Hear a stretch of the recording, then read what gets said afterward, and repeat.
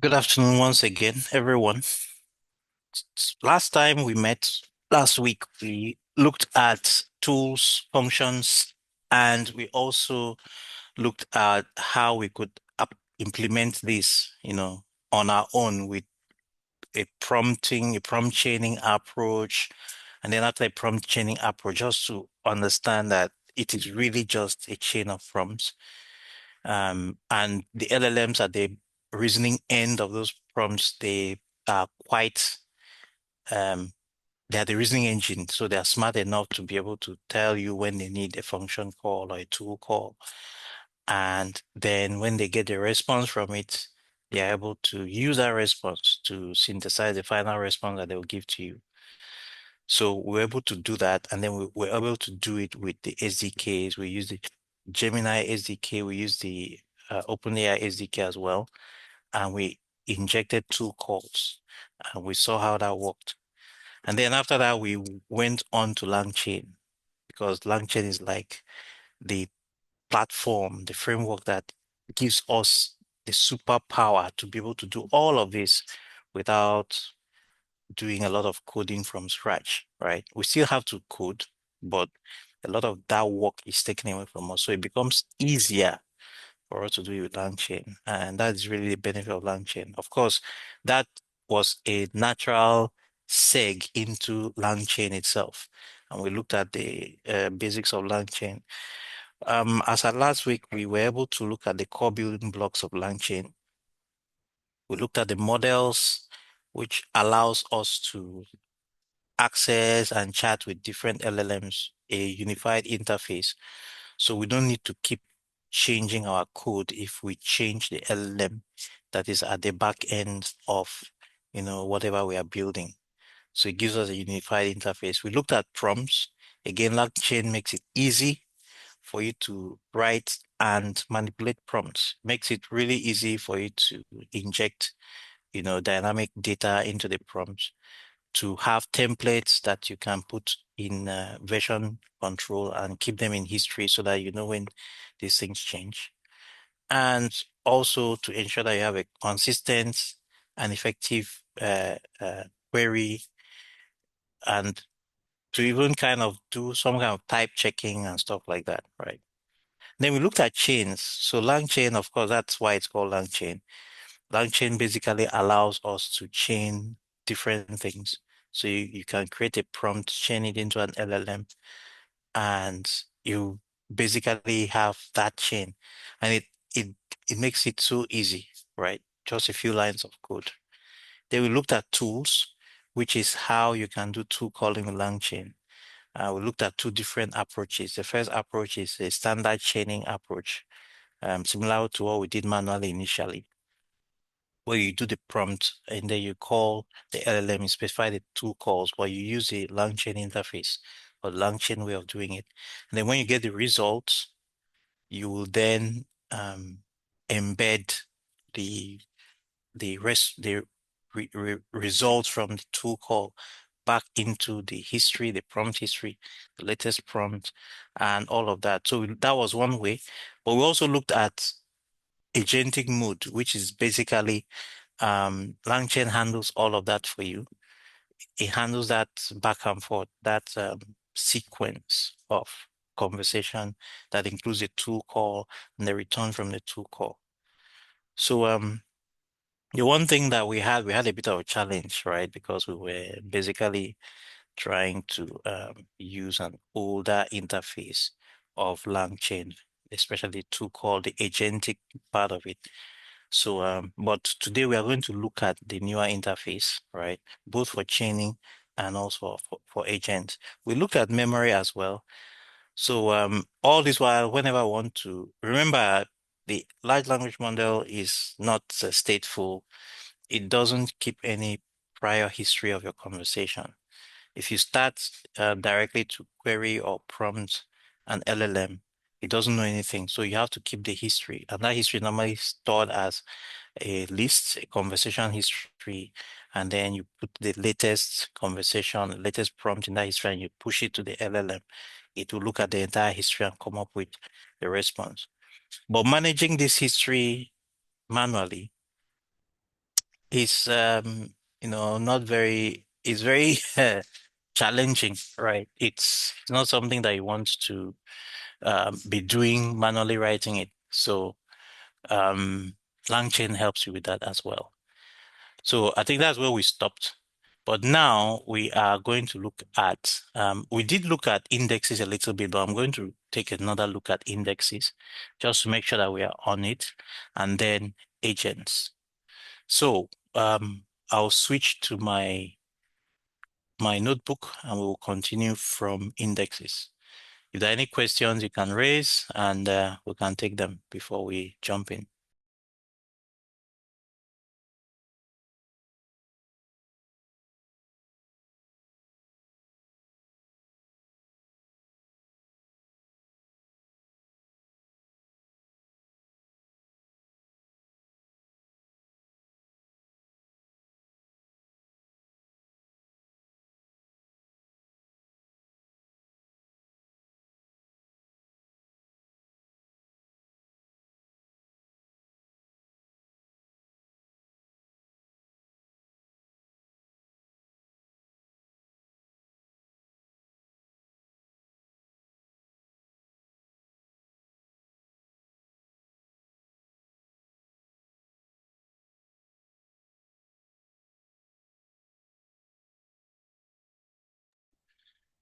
So yes, we had already looked at models, we had looked at prompts, we looked at chains, we looked at tools, and we've looked at memory. So I'm going to just quickly look at indexes.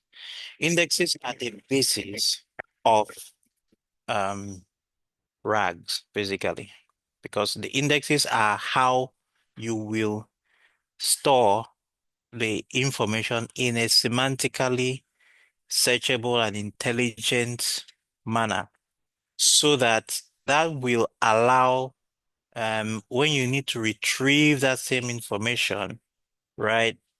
It's easy to it will be easy to it will be easy to find that information because semantic search allows to find information that is the same by using the vector embedding. So that's just kind of a recap, right?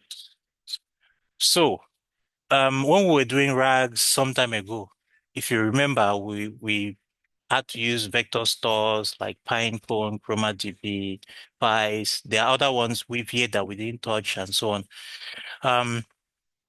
And we basically each of them has their own way of creating indexes of putting the um, data into the indexes and all of that. So LangChain, again, in its usual way, abstracts all of that for us. So it's very easy for you to, and you use the same interface, right? You don't need to think about it. Okay, if I'm using Pinecone, this is how I'll do it, or if I'm using Weaviate or so, right? And then if you want to switch from one type of vector store to another, you don't have to rewrite your whole code, just like with LLMs. You basically just swap out the class and you use the same approach.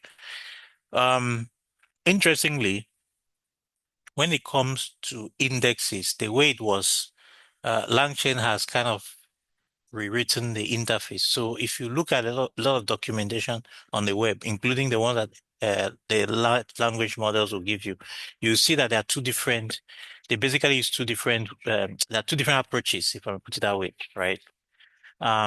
But I think we'll look a little bit at how it was done before, but we'll also want to go with the more modern approach. In most cases, the way it works is that you have a class that is able that kind of adapts that vector store to fit into the LangChain interface. We're going to look at that shortly. So typically a good scenario where you could use LangChain, well, generally RAG, is you are building a knowledge assistant, you are building a knowledge base, right? And you want to answer questions on material that, of course, the LLM was never trained on it. Some of it are, proprietary. So, of course, they will not have that knowledge. But we want to be able to uh, answer questions and give accurate and grounded answers, based on the data that is available in a company, for example. So without LangChain, what we did before, right, when we were building RAG was we would, of course, well, this is a naive that like without even a RAG approach, you would open the document, right? And then you open the file, store it in a document, and then load the document straight into um, a prompt. And then you would call the LLM with the prompt. And this would not really be a very good approach simply because this is a single document. It's not scalable. If you had lots and lots of documents, this would not work, right? It won't work. So um, this this naive approach is not going to work. In most real world cases where you're going to build RAGs or RAG enhanced solutions, you are going to have millions of documents, millions or hundreds of thousands or thousands or tens of thousands. So it's not something you can just do this very naive approach. This would be if I had like 10 documents, then okay. I'll need to even figure out which document I want to open. Okay. Or I could open all of them and dump them into the query. But remember, context window, context window, context window. Most LLMs of today, the leading ones have a context window of about 200,000 tokens. So you cannot load much. And by the time you load a whole document into that context window, what will you then use for the actual query? What will the LLM use for its own response and the conversations that will follow? So that is why it is very key. So so like I said, yes, these are some of the challenges. You will have a token limit explosion if you have to load all the entire document, It's also going to be extremely slow because of the large number of documents that you pull. It will be expensive because, of course, you're paying more per token, especially if your LLM service provider is billing you on a per token basis, right? There's also no filtering for this naive approach because basically everything is loaded in and it's impossible to scale. But of course, this is not this is not a RAG, this is just basic stuff, right? Now, you could still do a RAG. Okay, you could still do a RAG, which we have done. And with the RAG, the steps are generally the same. The document is uploaded. At the point of upload, you chunk it, right? And you can decide on any number of chunking algorithms. In most cases, there may be libraries that will provide the chunking algorithm for you. But in some cases, you may have to write the chunking algorithm yourself or modify it yourself, depending semantic paragraph. And, all of those are even for text-based chunking, right? I did share a link to a video that we talked about the fact that in the real world, in enterprise data, everything is not text-based. You have images, you have drawings, you have charts that have to be interpreted by the LLM too when it is asking questions. So you cannot just say, oh, I'm using semantic chunking, I'm just doing paragraph based, you know.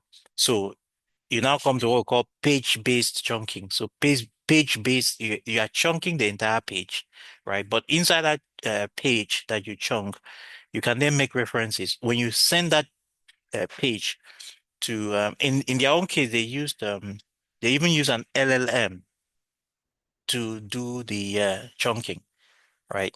So the LLM can identify the ones that are text, and then the ones that are images, tables, it's able to recognize them. And those ones will not, because those ones are like object data, right? What you do is you create a reference to them. You know where they are in the document. They will get an index, an embedding, vector, just like everything else.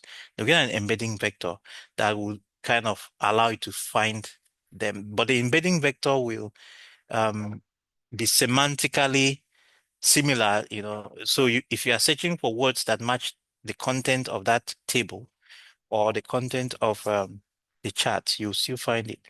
So that's um a special kind of, it's a new, I think I shared that. So chunking is not just that straightforward. Oh, how do you handle those kind of objects, right? So in most cases, you may find you have to do a lot of things by yourself manually. Okay, then of course, generating embeddings is pretty simple these days. You just call the embedding model. It gives you an embedding vector. But again, what if you want to swap? You want to switch from maybe Hugging Face to maybe Llama, on Grok or something. So just the same way you would be having to rewrite your code to swap out the LLM model. That's how you have to rewrite code to swap out the embedding model. So that's what you would do without LangChain. Then storing the vectors, of course, you create your ChromaDB, your Pinecone, your Weaviate, your Vice, whatever it is that you are using, right? But again, the challenge there is that you are likely still going to um, kind of write your code to fit that particular library. Now, if you want to change to another type, you have to rewrite your code. So it's the same thing. Then performing similarity search, right? In some of them, like Vice, you have to write your own similarity search algorithm, right? Some others will have their own built-in similarity search. Or if you want to use a different type of similarity search algorithm. So, and then the context, after you have done the search, you have pulled the result. There's even what we call re-ranking, okay? Because there's a ranking that is done based on similarity search. You may want to do a re-ranking. That's this performing. So apart from the one that the vector database does for you, you still want to maybe, in case the vector database missed something, or the new query you have may have an impact on the ranking of the search results from the vector database.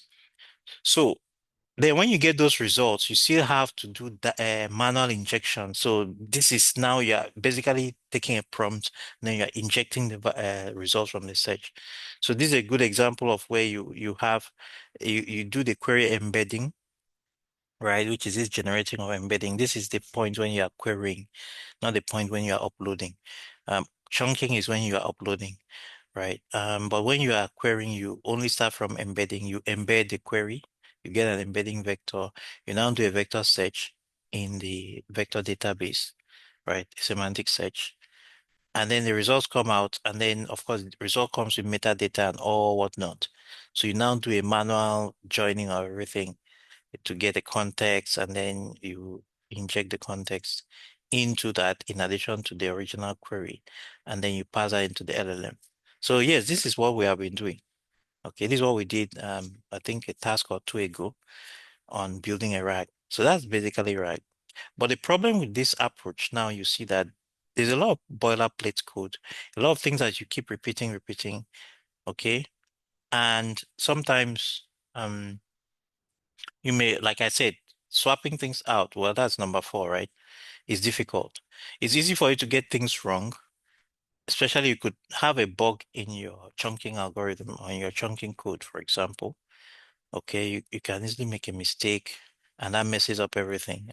For example, a few people that submitted, I actually noticed errors in their chunking code, but they didn't know because of how they wrote the boundaries of the splitter when you're chunking. You're splitting either at full stop if it is sentence, or the space after full stop, or the double space after full stop, which will represent a paragraph, or some other kind of splitting mechanism. But there were some subtle bugs, which I didn't really bother about those because in most cases it will work, but there will be some edge cases where those things won't work. So it's easy to make mistakes, right? And there's no standard abstraction.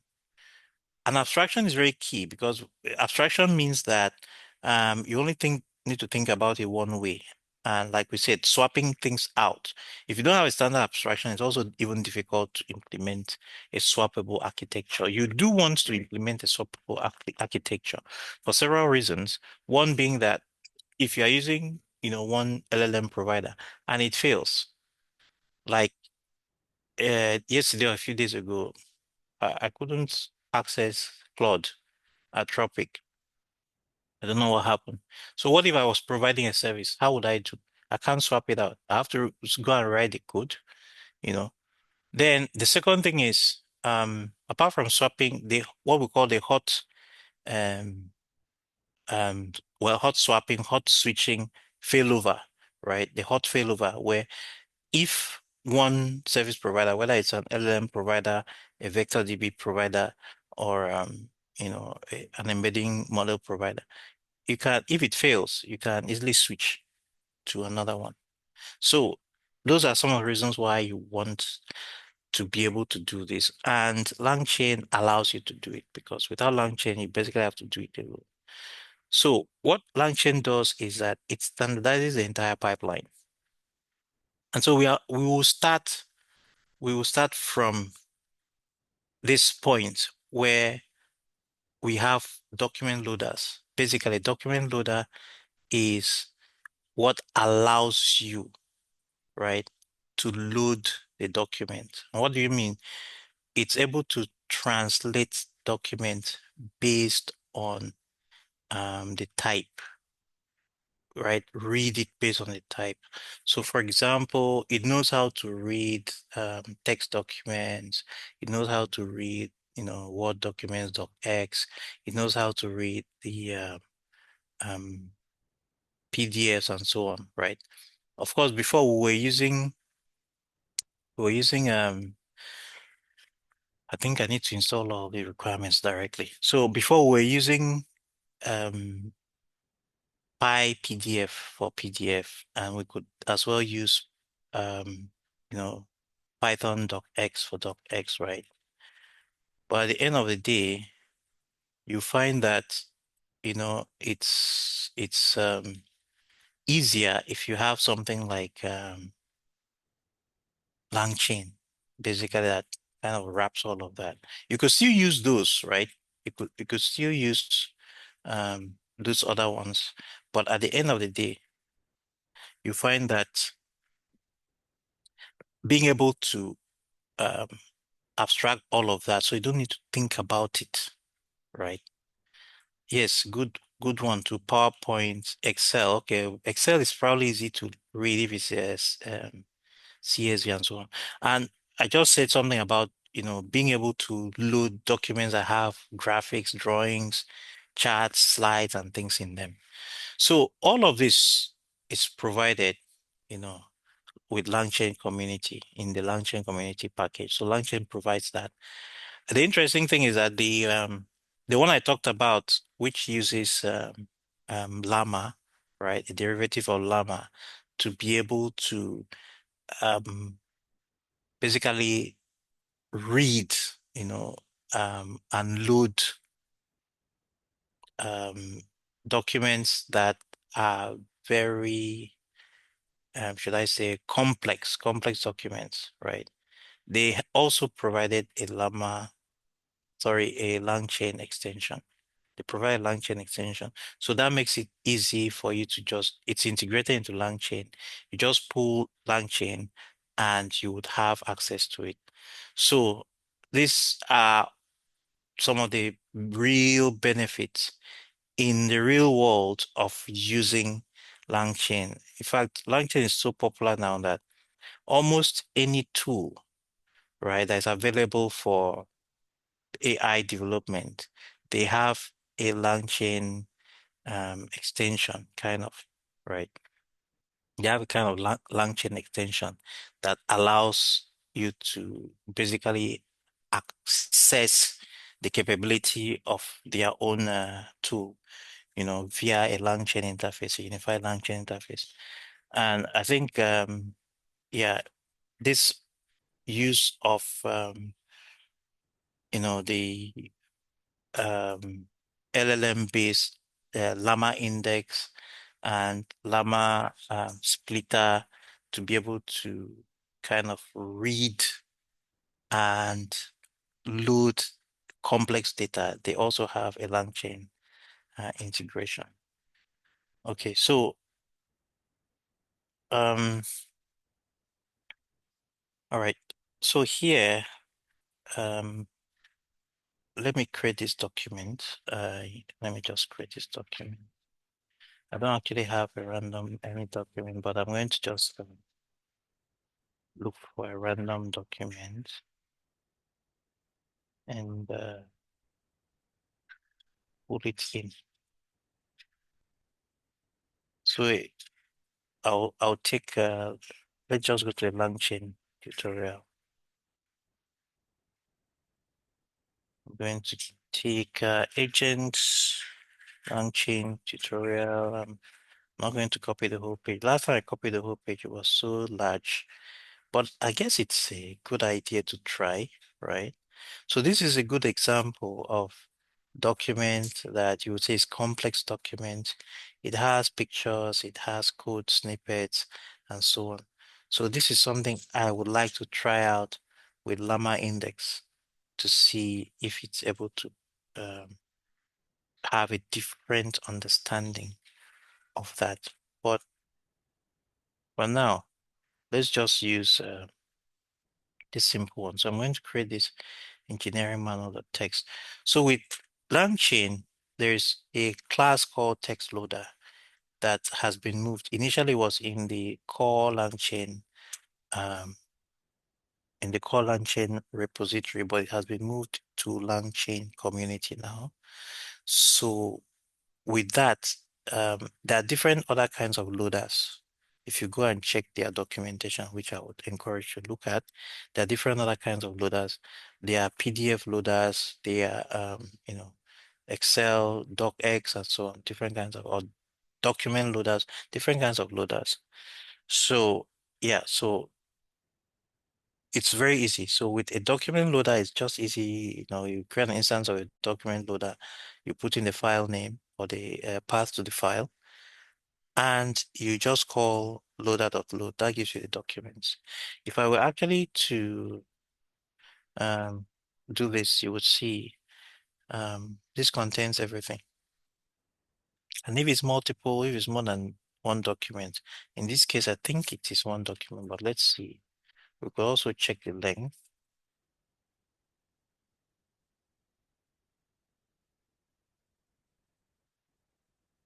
So in this case, the length is one because it's a single document. But the documents, it loads, you can load multiple documents, and it basically manages all of that for you. So after loading a document, the next thing you can then do, this is another example of how you can, what we have available in document loaders. Like I say, we have other types. We have a web-based loader. A web-based loader allows you to load from the web. So you can specify a, a URL, right? And you will see the documents here as well. It loads the documents that is at that URL that you specified. So that's also a very nice way of loading documents that are not directly, locally on your system. Maybe they're out there on the internet. So again, this one just has one, and you can see it doesn't actually download the content. Well, it does. It shows you the source, as you can see, and then it also downloads the content. So you see this domain is for use in documentation examples without needing extension. If you actually go to this website, you'll find that this is the content. So let's confirm it. So you can see example domains, domains for use in documentation examples. So any website you pass in, it will load the content on that site. So that's the first thing that LangChain does for you. That first part of loading the document in the first place. And then you now go to the second part, which is chunking or splitting. Now, LangChain has this very powerful class that does splitting. It's called the recursive character text splitter, and it's the most widely used these days, especially when you're doing RAGs. The way it works is that it actually it doesn't just look at terminations like what we were doing when we were looking at, full stop or line break or double line break to know, okay, want to do paragraph chunking or page chunking or whatever. What this does is it chunks based on the largest semantic um, uh, piece that can fit into the chunk size that you specify, right? So if, for example, you specify a chunk size of 500, and that chunk size is large enough to fit a whole page, it is actually going to chunk it by that page. But if this chunk size of 500 is not enough to fit a whole page, then it will go down to paragraph by paragraph. So it will go to paragraph chunking. If the chunk size of 500 is not enough to fit one paragraph, then it can go to sentence by sentence. So it kind of always goes to the lowest boundary or the lowest structural grouping of text, right, that can fit into the chunk size. And then it chunks based on that. And why that algorithm or approach is so powerful is you can use it for anything. So you can just use the chunk size to determine, and it's always going to be semantic, because if I take a whole page or a whole paragraph, it's always going to be likely that the entire semantic context is going to be in that paragraph rather than splitting it, in ways that really don't make sense. So you'll find that in most cases, this recursive character text splitter is going to be most likely the best that you would use. Okay. So if you now look at the document after splitting, let's see how many documents that we have after splitting.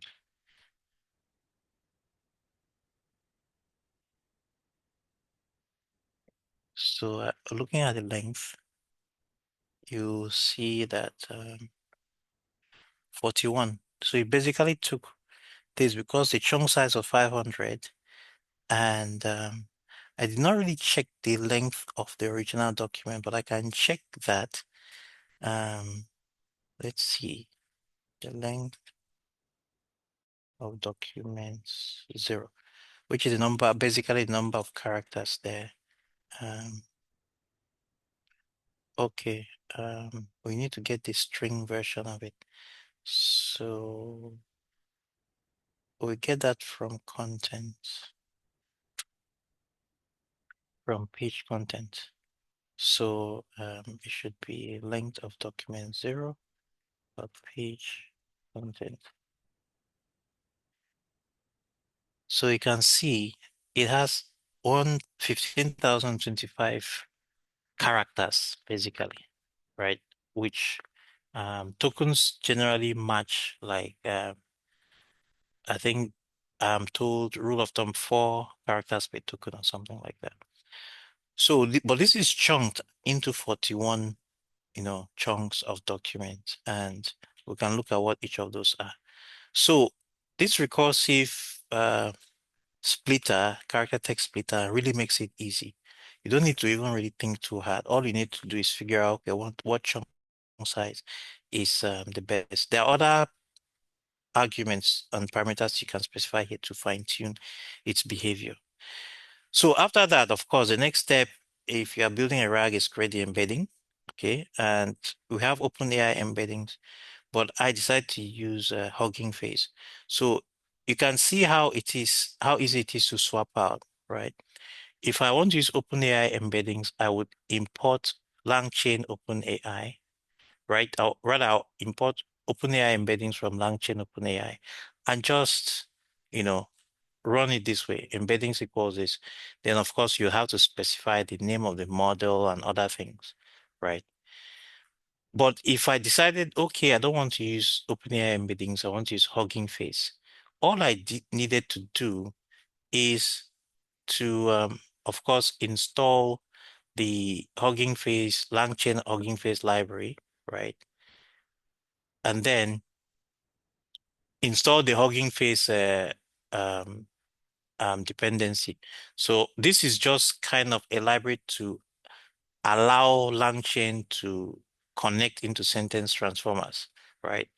So if I were to do this for the OpenAI, I would basically do the same kind of import, And this is how the import would be, or the installation rather. I would first install OpenAI, which is the library that allows me to access, right? Then I'll install the LangChain OpenAI, right? This is what I would do for this. Okay. It's as simple as that. So, so you can see how easy it is. Then instead of using OpenAI embeddings, I use Hugging Face embeddings or vice versa. So in this case, because I have a model that I already have, sentence transformer or mini, right? I pull that in. Remember, the Hugging Face embedding, sentence transformer embedding models are stored locally. So you can see it has to download, it actually has to download the model here. While the OpenAI would likely be a call out to the API. So you have to supply an API key and all of that. So with this, I have basically created new Hugging Face embeddings. LangChain knows how to call the backend, which is a sentence transformers backend, via this Hugging Face embeddings class. Of course, all of these other things. So one of the things that you see here is that the model you have to specify that I want to use CPU. But if perhaps your runtime was a GPU, which I did say I would do some examples with that. But if it were a GPU, then it is easy to just change this and say, okay, run it in GPU. But if you want to run in GPU, you will use CUDA instead of CPU. And that's it. So our embedding is ready. So just check out the amount of code we have written so far, right? Apart from the pip install, right, we did a text loader, so it loads. Then we do a splitter. We use a recursive splitter. We create an instance of it and then we split. And then we use a Hugging Face embedding, right? How many lines of code? Then we now create a vector index. There are so many different integrations of vector indexes. We have the FICE. If I wanted to use FICE, this is what I would do. I would first of all install the FICE CPU, which is the core FICE library from Facebook. And then I would install the LangChain integration, the library that allows to connect. By the way, everything that we are doing here in Python, you do exactly the same thing with JavaScript. I have example which I'm going to share. I think I shared it already. The GPU, sorry, the GitHub um, repo that contains this information in JavaScript. Basically, the same code in JavaScript. Okay, so um, you would install the base library, which is the Python library. Then you install the LangChain integration library that allows LangChain to integrate to this. Okay. And then with that, it becomes very easy. I can actually do this, right? I just import files from LangChain community.vector stores. Okay. And then this is a files vector store. So LangChain provides this when you import the vector store, which kind of conforms to the unified vector store interface, then you can use this from documents, basically. Now, the thing with vector stores, the integration with LangChain is that some of them are integrated already into the core, into the LangChain core, but others are not yet. Others are still in LangChain community. So you have to know where to get it from. But wherever you get it from, the interface is the same. You use from documents. You pass in the list of split document that you got from the splitter. The splitter is always going to give you a list of this document object. So from documents means you're going to pass in a list of document objects. And then you're also going to pass in the embedding, um, basically the embedding model, right? Which follows the interface that that LangChain also provides. So you have the embeddings. And with that, it creates a vector store. As simple as that. And then you can do all kinds of things with the vector store. So for example, files allows you to do a local save of the vector store, create a local directory where you can save embeddings. So here you've already created the documents. Essentially, it gives you a vector store that all these documents have been embedded using this embedding model and stored. So you can then save it and then you can always load it. So when you want to load it, right, you specify the name of it and then you specify the embedding model. Then allow dangerous deserialization is some specific parameter that this file uses. Allow dangerous, it tells you that it is a dangerous operation if you want to serialize. So that's how you use files. ChromaDB, you see how much I'm actually going to run all these installations all at once. But you see how it's so much easier because these interfaces are the same. Let me install for Pinecone as well. ChromaDB has a lot. Um, yeah, I'm not going to restart. Pinecone also has, and there are a bunch of others. So they all basically do the same thing, right? But you see that with the ChromaDB, I install ChromaDB, right? I don't need to install the Chroma. Actually, I didn't need to install this, right? Because this is gotten from vector stores. But the LangChain files is kind of new. I think between this and this, it hasn't yet been established whether we should be using this one. This is newer, right? But this is the old way of doing it through this vector stores sub module. But you find that for Chroma, same thing. You import this from the same LangChain community vector stores. And then you see the same from documents method of Chroma.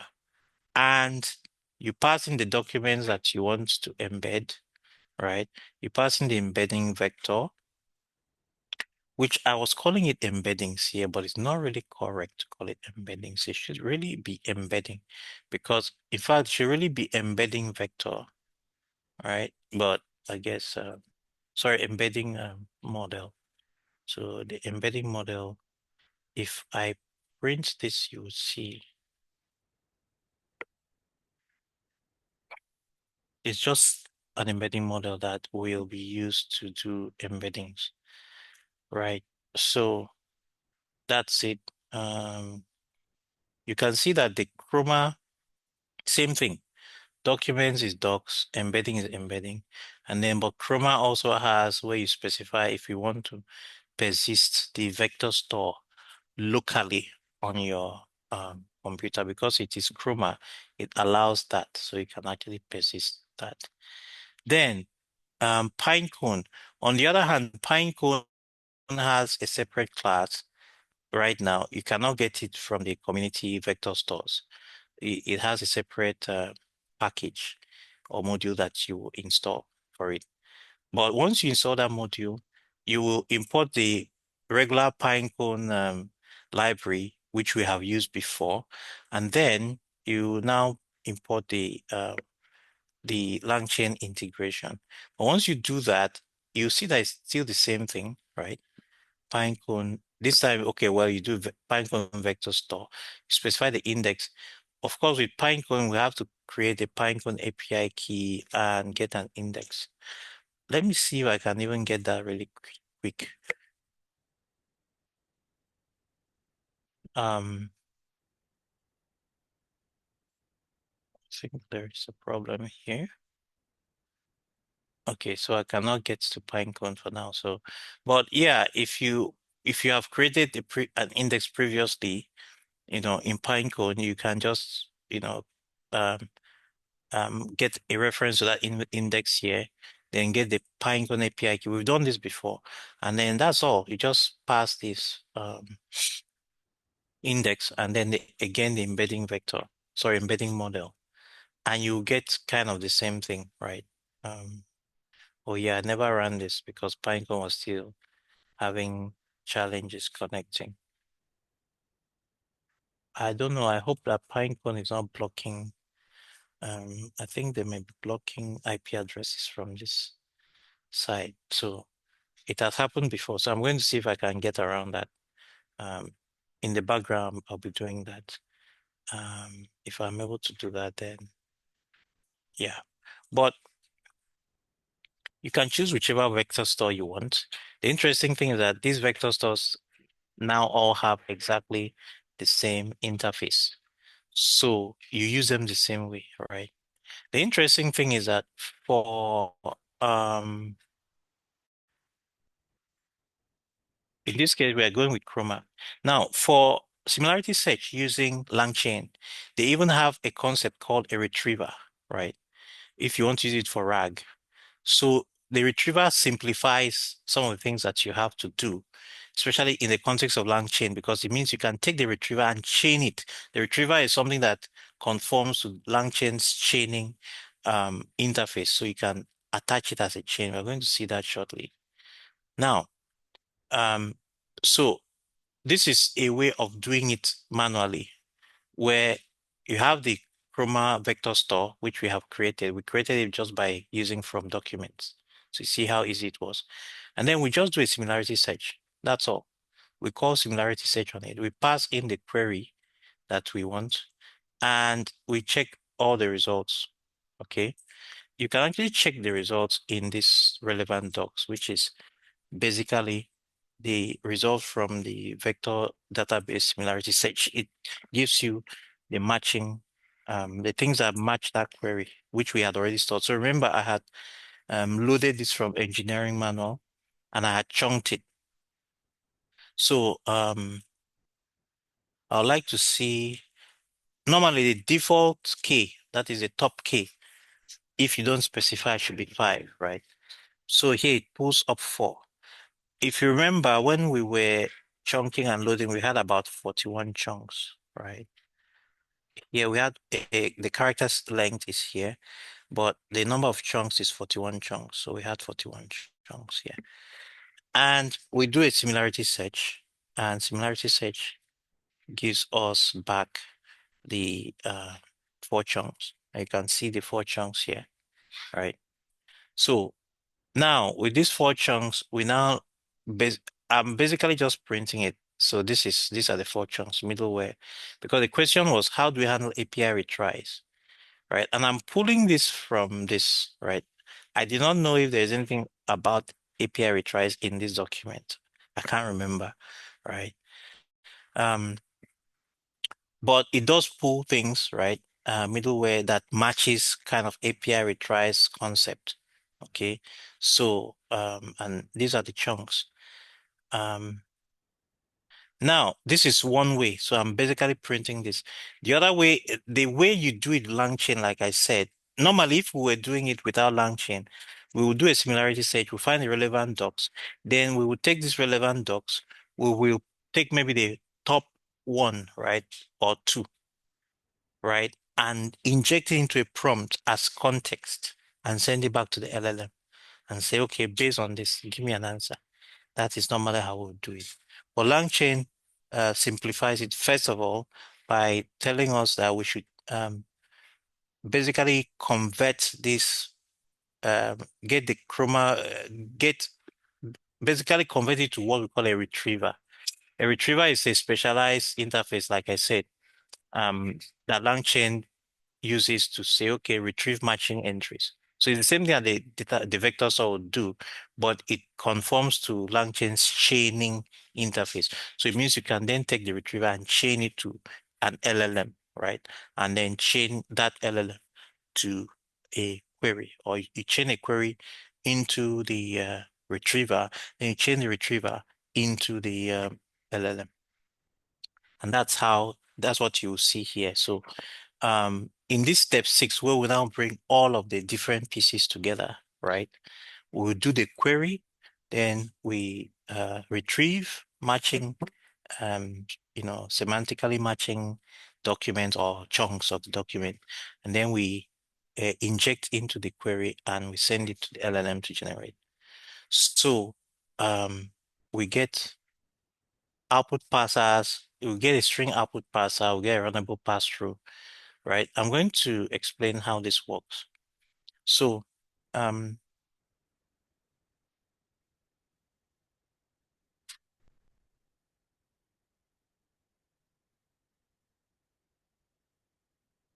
yeah, this is using chat prompt template. So chat prompt template, I need to import it. It is now in LangChain. Uh, it's LangChain. Well, I don't think it's in prompts. It's in LangChain Classic. And then, of course, I have to create the LLM. So LLM was created before in previous, when I was running this previously. I didn't bother to duplicate it, but we can easily do that. Let me just look for a copy of, um, yeah, I guess I can use a chat grok. Let me use a chat grok. Okay. Um,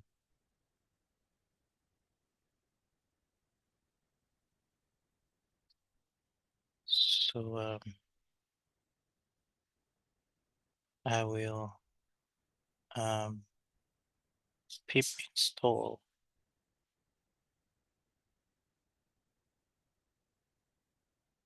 Yeah, I could also, well, let's use grok. Let's use grok. I need to put the grok .env. So I'm really just going to pull all the .env because I want all of the I want to be able to reuse later on. So I'm just going to put all the give me a second. I need to get the .env variables. So this is a problem with whenever you are using this, you have to effectively ensure that you load up because each time the runtime goes down, you lose all the files that you created here.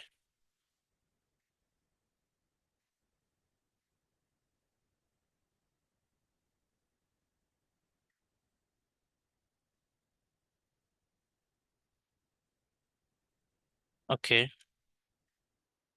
so I have all of this now.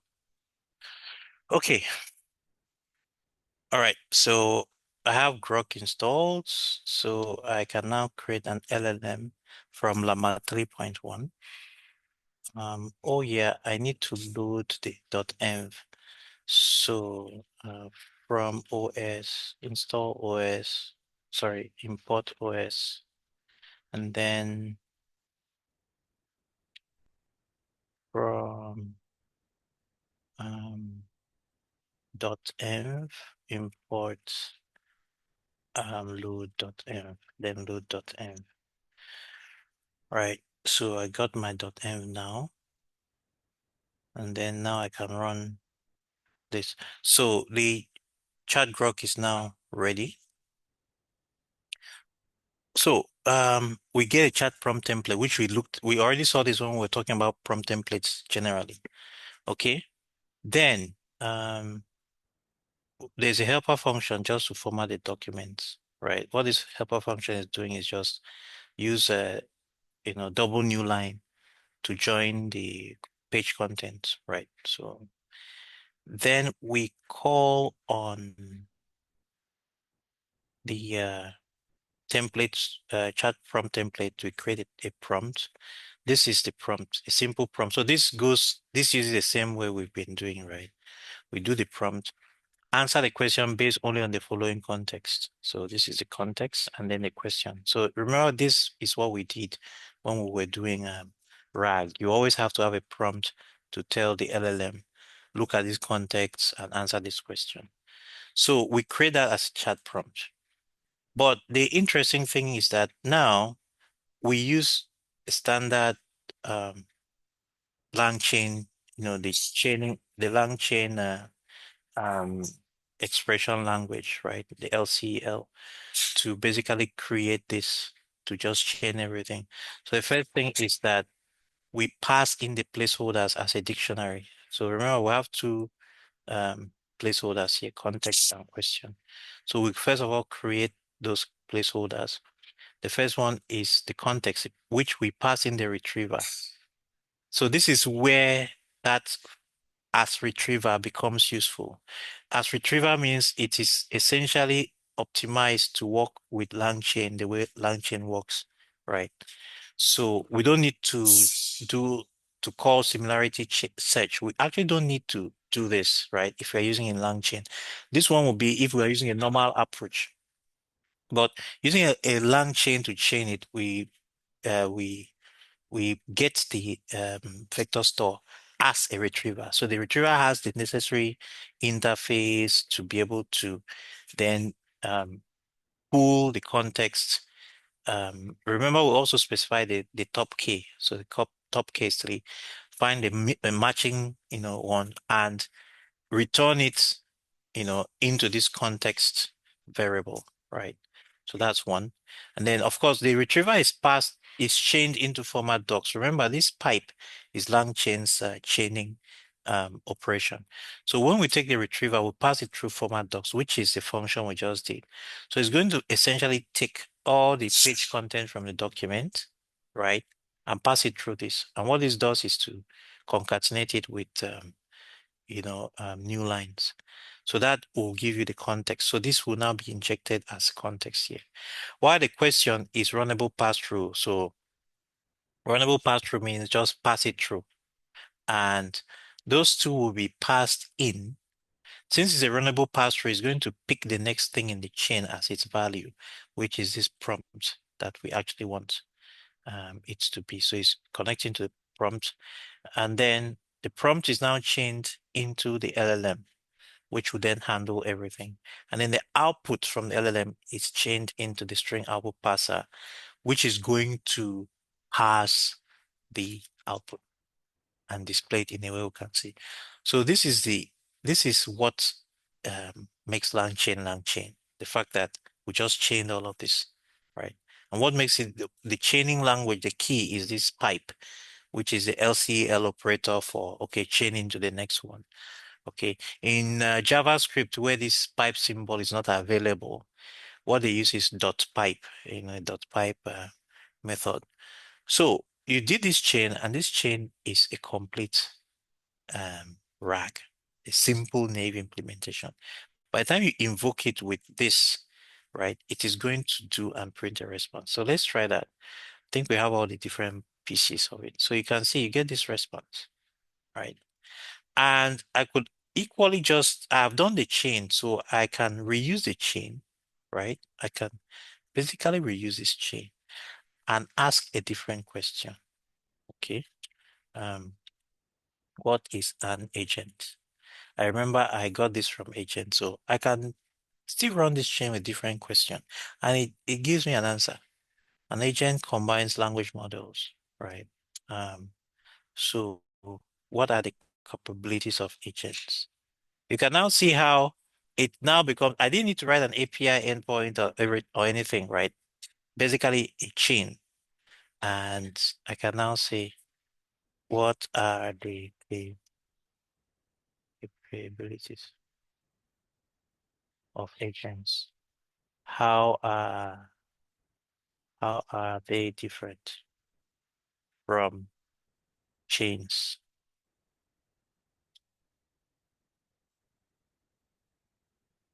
And it's going to do that. According to provided context, agents combine language models with tools to create systems that reason about.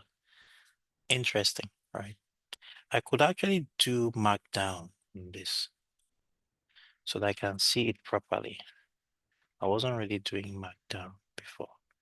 So to do markdown, you have to import from IPython, from the Jupyter ipython.display, import markdown. So markdown is going to format this so that we'll see it as markdown text. So you see, based on the provided context, agents have the following capabilities, blah, blah, blah, blah, blah, right? RAG. Agents are different from chains in that chains are typically a series of sequential steps or nodes. We've done that. Check how easy it was to do that RAG. Yes, it's a naive RAG, right? It's not a very powerful RAG. But if you could do this kind of thing with how many lines of code with LangChain, then think of what you can do. So what does LangChain do for you that you would have been stressing yourself to do? Chunking strategies, right? So you don't need to think about, am I doing page chunking, paragraph chunking? Am I doing sentence chunking, whatever, right? It basically uses that recursive, chunking splitter, and that's it. Embedding generation. So you create an embedding, and you can swap it out, whether I want to use OpenAI embedding or any other one, or I want to use um, you know, sentence transformers, Hugging Face, and so on. The vector storage abstraction, again, the same interface. So even if I'm using 10 different, I could actually even use 10 different vector stores, and I choose which one I want to use based on which conditions. And the command will be the same. Retrieval logic, see? The retrieval logic, which is how do I retrieve? Primarily by using this retriever thing, okay, and specifying that I want three um, closest matches. And if you want to, there are a lot more capabilities that we've not talked about. For example, if you want to do reindexing and things like that, right? And then the prompt wiring, basically, you just use this. This is the wiring, putting the prompt together with, placeholders, prompt, LLM, and then the output is parsed by the standard class called the string output parser. And then it will just display everything. It's a string output. And that's it. So the key things you see that the indexes are pluggable. I could swap the files with Pinecone, with Weaviate, Qdrant, or any other kind of embedding. Vector store, right? And then embedding models, I could swap out OpenAI. I could exchange it with Hugging Face, or even a local embedding model that is running locally on your system. I don't need to rewrite anything, right? So this is it. Chunking is built into LangChain, embeddings, standardized embeddings, vector DB swappable, retrieval logic is proven, and RAG pipelines you can compose. So this is RAG basically with LangChain indexes. Very powerful. So now let's look at agents. Agents are like the be all end all, right? You could even say that LangChain was invented for agents. Now, so what are agents? Agents are LLMs powered with tooling, basically with tooling. So you let the LLM do the reasoning about a goal and then decide which actions to take, whether it is a tool, whether it's a chain, whether it's retrieval, whether it's memory, which of those elements the agent then decides how it wants to solve the problem. Then you provide the means to action what it wants. And once it actions it, the results are sent back to it, right? But this whole thing is done sequentially. So I'm just going to look at how we use LangChain for agents, but we're going to talk about in detail about agents. Hopefully we can do that before this class ends. So look at a scenario where you are building an AI engineering assistant, right? That can answer questions, it can look up internal documentation, perform calculation. You give it so many things that it can do, right? Then you ask it to do something. Check our retry policy and estimate the cost impact if we double retries, right? You didn't tell it how to do this, right? Rather, what you did is you gave it tools, you gave it capabilities, and then you gave it a problem to solve. It is now going to reason about how to solve that problem based on the capabilities that you have given to it, right? And so what it requires for an agent to be able to do this is knowledge retrieval. It actually needs to know where to get stuff. Sometimes it may even need knowledge for reasoning. Like, how does it know how to solve a problem if it wasn't trained on that problem? So that's where knowledge retrieval comes in. That's where the RAG comes in, right? Because when you do retrieval, it needs to know that it can retrieve. So you can even use a RAG to first of all augment an agent and tell an agent, okay, if you want to know how to do this thing, right, you can find more information about how to do it here. So it does the knowledge retrieval. It does the reasoning. Reasoning is really what the LLM is capable of doing. It's a reasoning engine, right?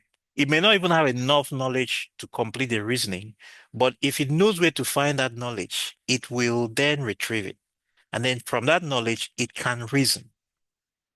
And then when it reasons, if it needs to do additional stuff like calculations and so on, checking up the internet for information, checking the weather and all of that, it then generates the necessary tool calls.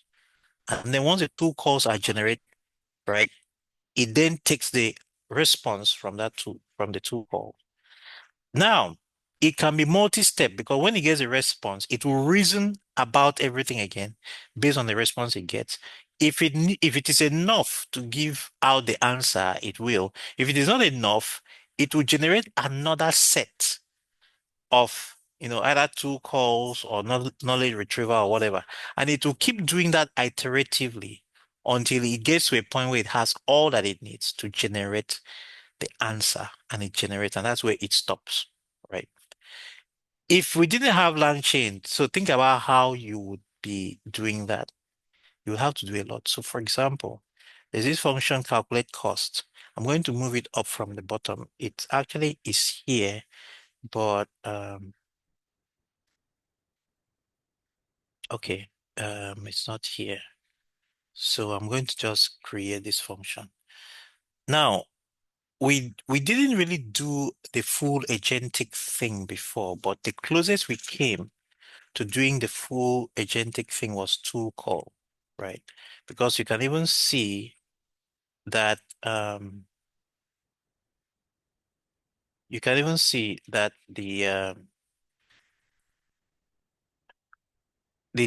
the tool call in LangChain is implemented using an agent. So what that tells you is that tool call itself is sort of agentic. It's a chain. And that's where we are asking this question, what's the difference between a chain and an agent? And we're going to look at that shortly, right? But the tool call requires a multi-step. It's multi-step. So that's how it kind of is similar to an agent because agent is also multi-step. The tool call is a query comes, the LLM reasons about that query. It comes up with the tool calls. It sends out a response that says, I need this following tool calls. You take that response, you run the tool calls, you get the result. You send the tool calls back along with the previous history of conversation, including the original prompt, the response from the AI assistant itself, the LLM, and then the tool call response. It now takes those and can reason about it again and give you a response. But if it reasons about it and it finds it still needs more information, it will then generate another set of tool calls. And that is the iterative. So in a way, tool call is kind of a two-step, okay? Query, tool call, response with with the results of the tool call, and then the final response from the AI assistant, okay? So typically, if you were doing this with hard-coded, you would have, okay, maybe a function to calculate something, right? And then you would have a generic handle request function, right? That will say, okay, if the query has retry in it, then you try, right? Retry, if it has retry policy. So basically, you're looking at the query to know what the query is looking for. If the query has retry policy in it, that means we want to know more about retry policy. So it will now do a search docs. A search docs might be a RAG retrieval, right? It might be a RAG retrieval. I'm retrieving more information on the search policy, on the retry policy of this company from the RAG, right? But if the request doesn't have retry policy, I can check if the query rather has a cost in it. Then it means it wants to calculate cost, so I calculate cost. You see, this is kind of rule-based. This is a very primitive implementation. It does not consider the context in this query, which there may be a lot of context nuances, it can misfire because I might be talking about cost of something else, or I might say retry policy of cost or something, right? So there's no real understanding on this system, but this is a very primitive, basic rule-based system, right? And that's what we are seeing here. So first of all, some of the problems with this simple approach would be that business logic is entangled with the NLP, which is natural language processing. In other words, the logic of calculating, right, which is here, and the logic of the business logic of calling this is all mixed up with the, um, you know, basically you are hard coding the natural language aspect of it. You're hard coding finding specific keywords and so on inside the query, which is wrong. There's no generalization, of course, because if there's a slight difference in the words, it will not be able to find it. It doesn't scale because if you have a lot of stuff, additional actions you want to take in the query, you have to come and add additional if statements and do some additional coding. It is brittle heuristic, brittle in the sense that, like I said, if there is even a small typo in this policy, maybe somebody typed policy, it will fail, right? And it's hard to extend. So this is kind of like, typical this thing. Like this is a hard-coded flow. Now you can improve on that by using LLMs, but without LangChain, right? But with LLMs, what will happen is that you have to just basically make one big prompt, and then you can pull the uh, query in, right? And then you invoke. So this is a good example. When you do this, okay, you see the response you get. Even though here, let me put this in Markdown eh, again, just to show you how this looks. Let me pass the Markdown.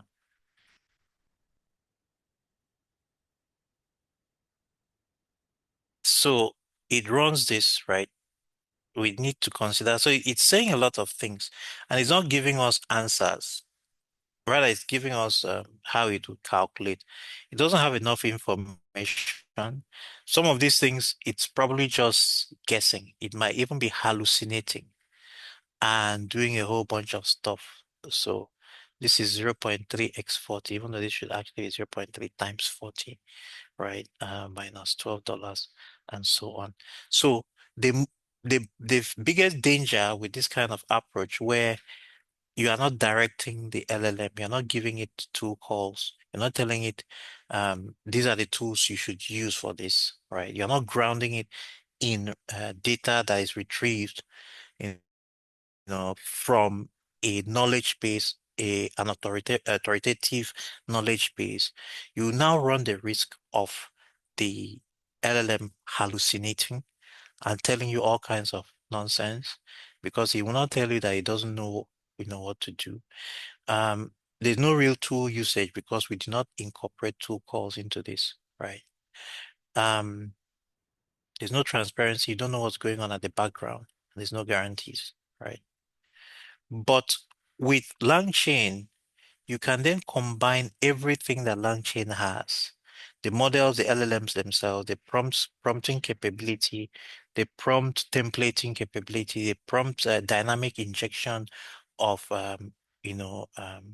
placeholders, and then the chaining, of course, which we talked about, the tools, the memory, which allows you to track what is going on, and the indexes, which allows you to store data long term and also to be able to store data that you can use as additional context to the LLM. So with LangChain, it becomes easy. You can pull all of these things together. The first thing is that it's easy for you to define a tool in LangChain. You import this tool annotator, and then you just annotate everything that's a function called as a tool. You basically do that. So search docs allows you, for example, in this case, you actually go to Chroma. Remember, we already have a Chroma vector store, which we did previously. You do a similarity search with that query, right? You pull the page content and match that. And this can become additional context that you will send you know. So that's a tool. In other words, you're already telling the LLM, you've made this RAG retrieval a tool. You've turned RAG retrieval into a tool, right? So this is the next level. First of all, you built a RAG and you are telling the LLM, okay, uh, this additional context, right? But here you are not actually forcing the LLM to use that context. You are rather implementing the RAG retrieval as a tool, and you're telling the LLM via this, function description that, hey, if you actually need to get more information in that documentation, there is a tool you can use. So the LLM now does the reasoning and decides whether it should use the RAG retrieval or not, whether you should do you should use that tool or not.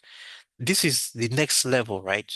You are now giving the agent the opportunity to reason for itself and to determine or decide when it needs to RAG as a tool call.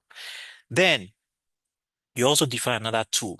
This one is that you are saying, okay, if you want to calculate the cost, this is how you can calculate it. Because this is for supporting the AI assistant, right? Your agent, the LLM, basically, with capabilities. Remember, LLMs are really bad at calculating maths, really bad. If you like, try it just now. Go and don't do the ones that are UI like ChatGPT. Those ones actually have tools behind the scenes, so they will not make mistakes. But do a direct API call, to any of these bare LLMs, and you didn't specify a tool call and ask it to do maths, it's going to do rubbish. So they're not really good. So whenever you need maths, you need to define a tool for that. So this is the first step, right? We define the tools. Then we now create an agent. So to create an agent with LangChain, you use the create agent method, which you would import from LangChain called LangChain agents, right? And then here I decided to use the Nemotron from OpenRouter using the OpenAI chat interface. So I still use that, right? So I create the LLM that will be at the core of my agent. And then, of course, it's a chat OpenAI, so it's an OpenAI, it uses OpenAI SDK, right? It's not necessarily at OpenAI. The fact I'm using OpenAI doesn't mean it's necessarily an OpenAI model or even OpenAI hosted, right? In this case, it just uses the OpenAI client SDK, which OpenRouter does use. So, but here, because I'm using OpenRouter, I have to specify that I'm using the OpenAI API key is the OpenRouter API key, right? But more importantly, the OpenAI base URL I'm using is the OpenRouter API URL.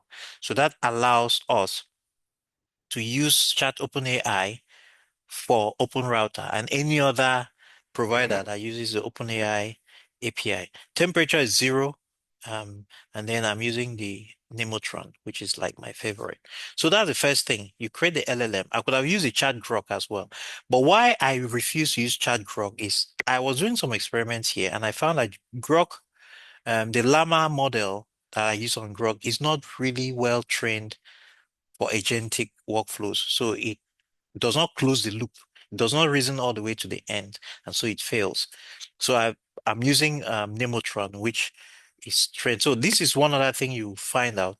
If you do not use the right model, or a model is trained to be able to handle the reasoning aspect of agentic workflows, you find yourself in a situation where your loop does not complete, your agent fails.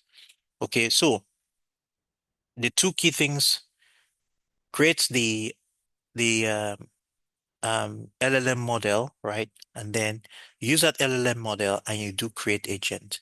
And when I use create agent to create this agent, I specify the model, right, to be this one.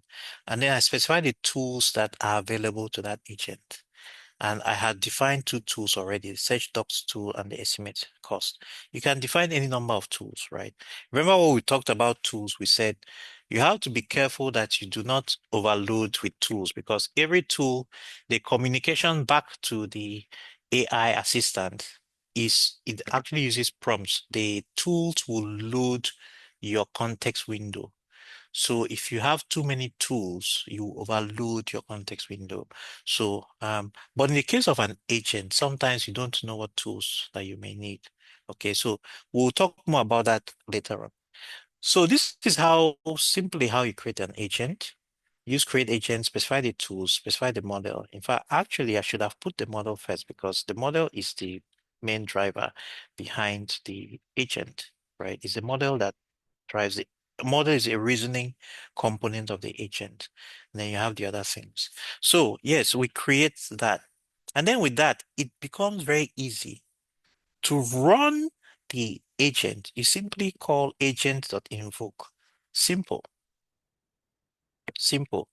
Now, one thing I want to do is, first of all, the agent always returns a list of messages. The return value from an agent invocation is always a list of messages. And I'm going to show you that by printing, right? It is not a single thing. It is a list of messages. And the reason for that is because the agent is doing multi-step. It is iteratively, basically chatting with the LLM or the LLM that is at the back end, right? It chats, the LLM responds. If the response contains the tool call, the agent will take that tool call request, do the tool calls, and send another response. So it is also using memory to maintain the history of the conversation. So when the LLM gets that, the LLM is going to effectively use that. If it is enough, it gets a response, it will give you the response.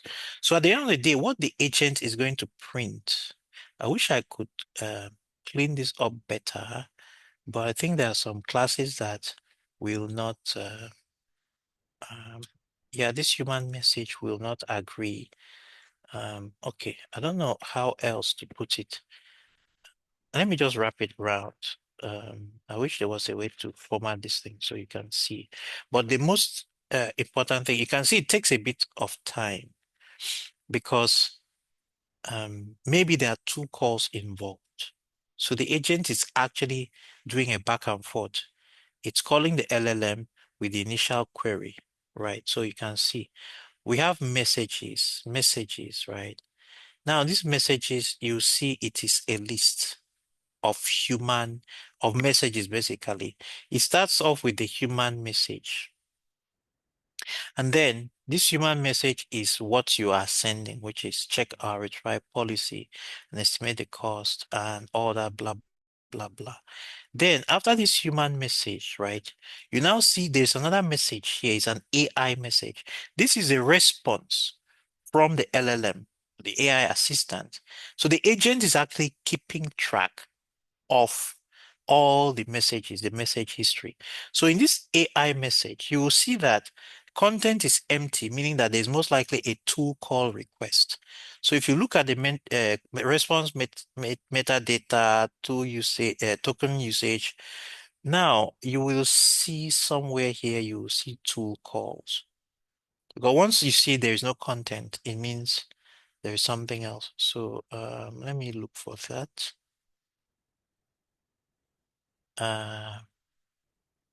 There should be two calls here. So there is, so type two calls. So you see two calls here. Two calls is a list of two calls, and this is a list of two calls. So you see the name search docs. Remember the search docs is the tool we had defined that if you want to search for internal documentation, and the query had to do with internal documentation. It says check our retry policy and estimate the cost impact. Effectively, the LLM, which is the reasoning agent, is the reasoning part of the agent, is able to look at this query and reason that we need to check internal documentation. And you have given a tool list that includes a tool that can allow you to search internal documentation. So it generates a tool call for that. And you can see that there is this tool call, right? Search docs. Now there's a second tool call here where it is now asking for estimate cost, because in your query, you had also said estimate the cost impact if we double retries. And the second tool call had also, you've specified that this tool call allows you to estimate cost impact. So with that, the LLM is able to reason that with those two calls, with those two tool calls, it will be able to answer your question. So it sends those two back as a tool call request via these two calls. So with that, the next thing is that the agent sees that it is a tool call, is able to detect the tool call. It actually does a tool call and returns a tool message. So you see that there are two tool messages here. The first tool message contains if you check the name here, the name of the tool message, the tool that was actually called is search docs, and it gives a response. Effectively, it calls your RAG. So let's assume you had built a RAG, even though here, we had built a RAG. Remember, we built a RAG, and I'm just using that RAG here, the Chroma VS, vector store. So it does the RAG search. It pulls this information. Middleware provides powerful extensibility for blah, blah, blah. This is the one that closely matches, the request from the LLM. That's the first tool call response. The second tool call response is this one, which contains the estimate cost. So you see the name is estimated cost, and a tool call response from it, which should be the content, is 240,000. So it's able to estimate the cost of retries. So you have a tool message. After that, you now get an AI message, which is the final response, right, from the LLM. Based on the response, the result from a tool call is able to give you this. So you can now see that there are 4 messages. If I do a length of message or result messages, right? This is the entire stack of messages. There are 5 messages. The first one was your original human message. Then the first AI message, the response with the tool call request. Then you have the 2 tool messages that contain the return values from the tool calls. That's 4. And then the final AI message, which contains the final answer. So at the end of the day, when you are calling an agent like this, right, the actual response you get should be the last in the stack of messages. That is the final answer. The other ones would be if you wanted to inspect and see what was going on, how it arrived at it. So the last message, that is result messages -1. -1 in Python means the last, because I don't know how long it is. In JavaScript, you probably do pop or something, or get at, I think it's get at, I can't remember. So that is it, right? This gives you, but it's going to give you messages, sorry, messages. So it's going to give you the full AI message, but I don't want the full AI message. So I just get the content,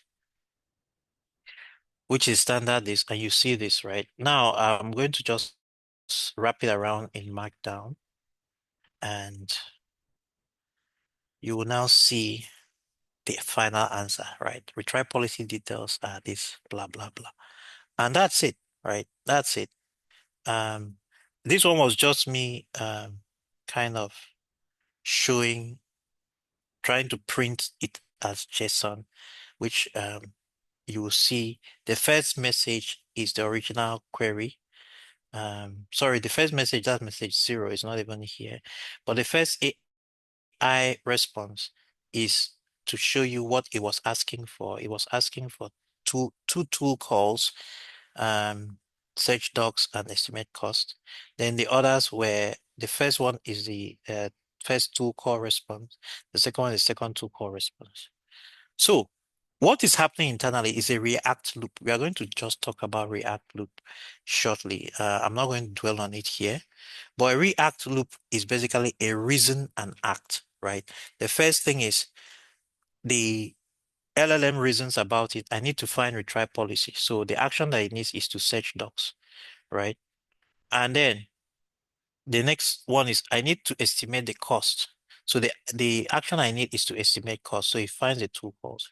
And then the observation is what it gets, the response it gets from those 2 calls.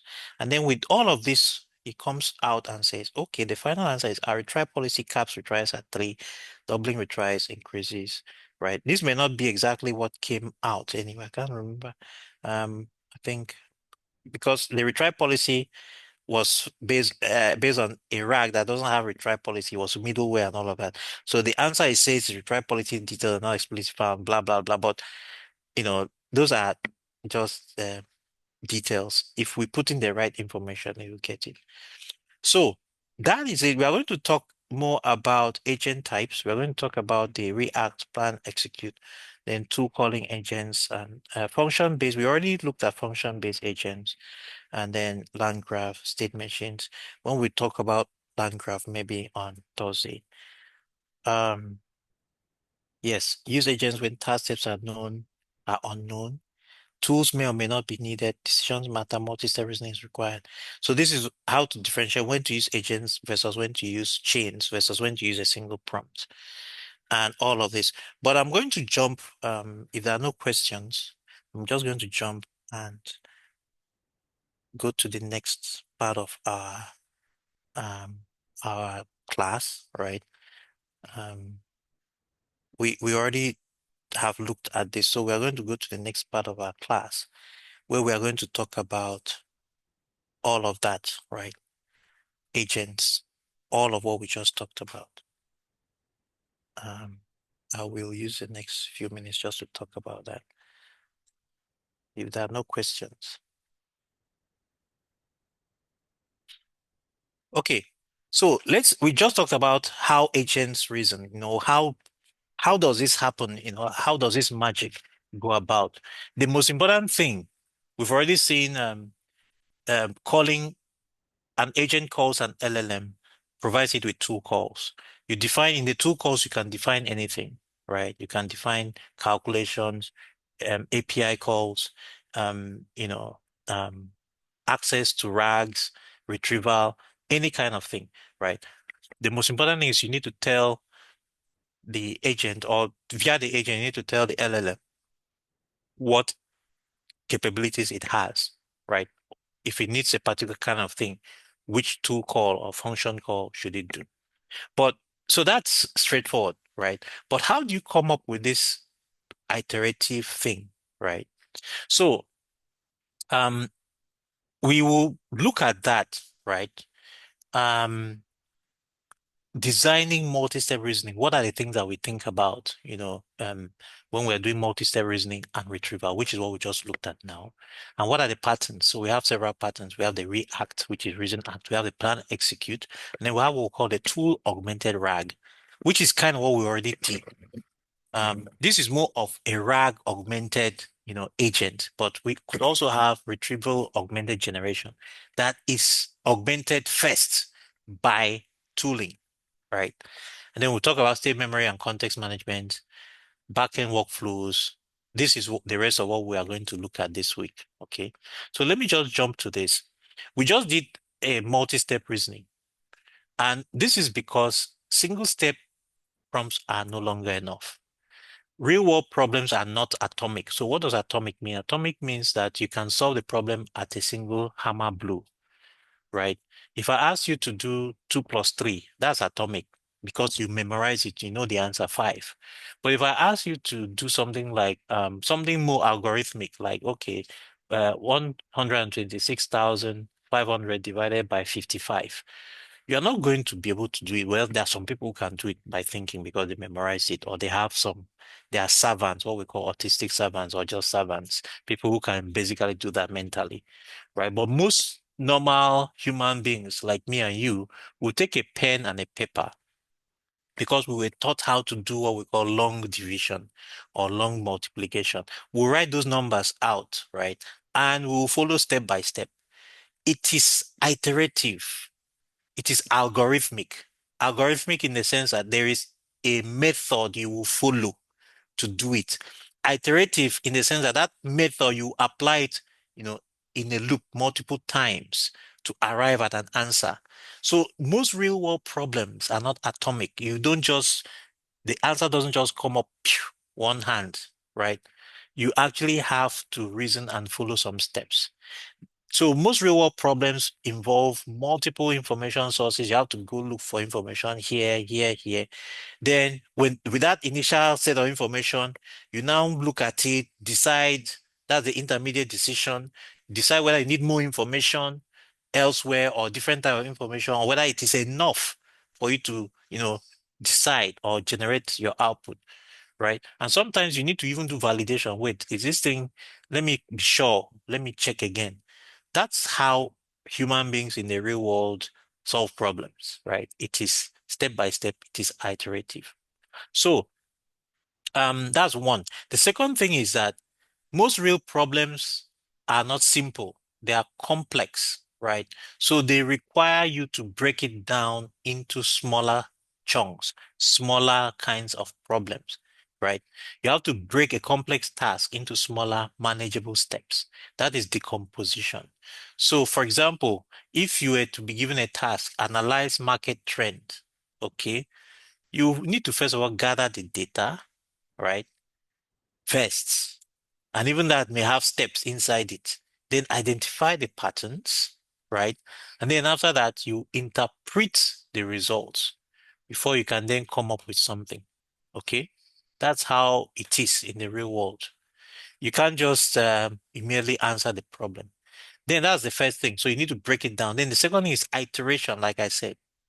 We have to keep going through the same process over and over multiple times, either on different steps, right?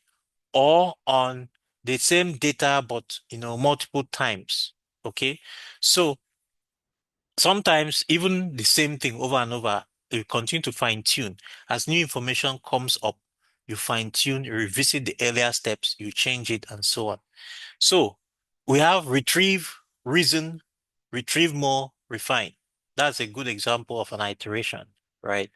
I pick information. From that information, I can think about it, right? And then from that information, I decide, okay, I need to get more information. I get more information and I use it to fine tune my decision, right? Then at the end of the day, you still need to do validation. If not, you make mistakes. You cannot make assumptions. The assumptions you have made, you need to check whether those assumptions are still valid or whether they were even valid in the first place or whether you were just being wrong. So you check assumptions and you check the outputs. You check the outputs that they are okay. It's just like you when you are solving maths to submit in an exam. You do again. Okay, let me do this again just to be sure that I did not make a mistake. Or let me look at my work again before I submit it. That is validation, right? Of course, we're all developers, so we know what that means. So all of that is to ensure that retrieved information is relevant. That's the other thing. Then reasoning is consistent. That's the other part of validation. And then that your final answer meets the goal. So this is multi-step reasoning. And if human beings do this, then we have to figure out a way for agents to do this. Because if not, they'll just keep on hallucinating and giving us rubbish. So we looked at the typical reasoning flow, multi-step reasoning flow. So you have retrieve, right? Analyze, summarize, decide. So retrieve is gather the relevant documents or data. That's where we can use retrieval systems, right? Because it's not all data that you want to reason on, or you want your LLM or your agent to reason on that it was trained on initially. So you need to gather. Secondly, it's not every information you want it to reason on. You only pull the ones that are relevant and matter to the context of the questions or the task at hand. Then after that, analyze, reason, extract insights and relationships. Then summarize, condense the key findings. Then decide. You now give an output. You make a decision. You give an answer that is either actionable or informative or conclusive, right? So that's multi-step reasoning. So the typical reasoning and retrieval workflow will be number one. For an agent would be step one, understand the user intent. So what is the user really asking? You know, is this information that he needs? Is it analysis that he needs? Or is it a decision-based, kind of response? So that's what the reasoning engine, which is the LLM, needs to first do. Then clarify the constraints, Is it a time constraint, time range? Is it a domain constraint? Where and where, this kind of information is? What's the level of detail? So that's the first, understand user intent. Then the second one is retrieve the relevant context for all of this. So based on the question or request that has been asked or the task that has been given, fetch the external knowledge. So for a model, if the model doesn't have up-to-date information, then look for a way to fetch external knowledge, right? Secondly, if it requires domain expertise that the model doesn't have, it wasn't trained on it, or its data that it was trained on does not contain any of that. So again, you fetch that. And some of the sources of this relevant external knowledge or context would be from vector databases, like we said, which is basically, again, RAG, okay? But in the context of, original RAG was you just fetch that information so that you tell somebody and say, oh, okay, this is this.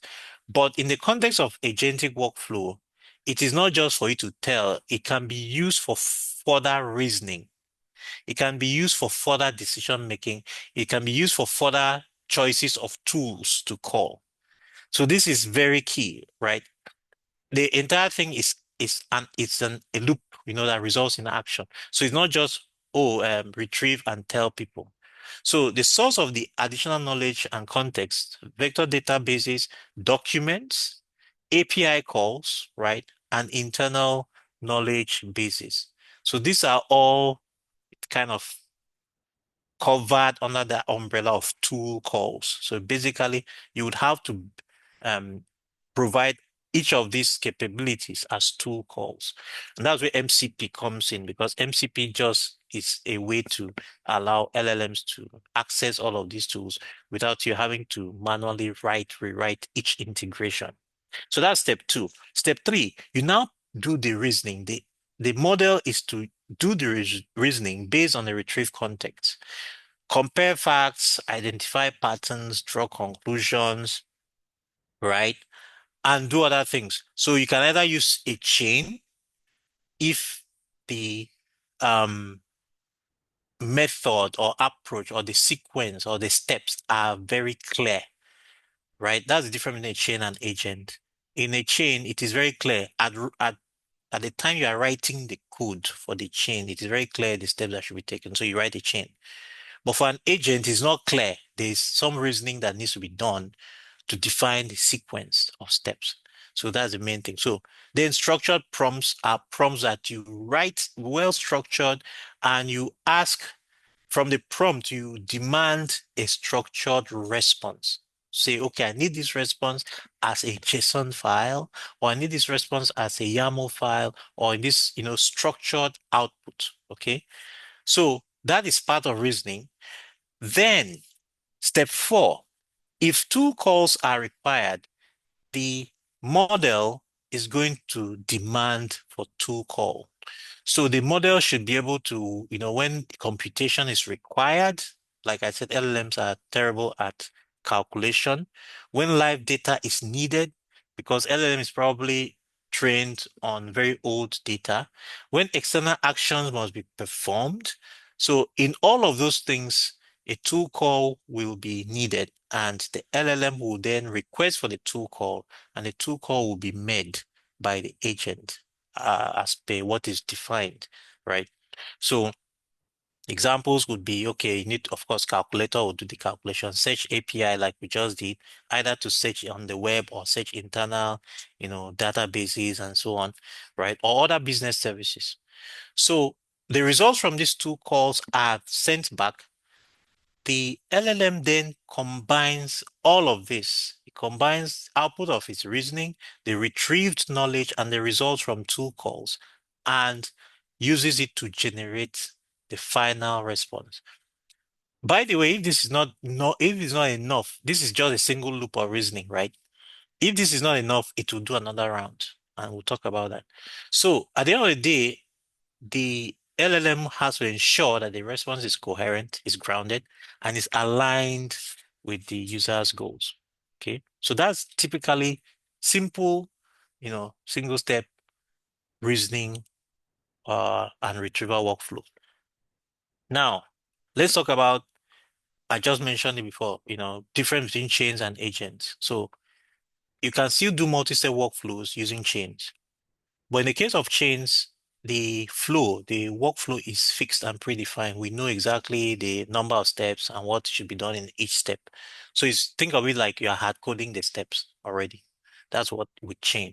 But with an agent, you can't do that. You can't use a chain if you don't know the steps. If the steps to be taken are dependent on the query or the prompt or the task, right? So it's dynamic and it's decision driven.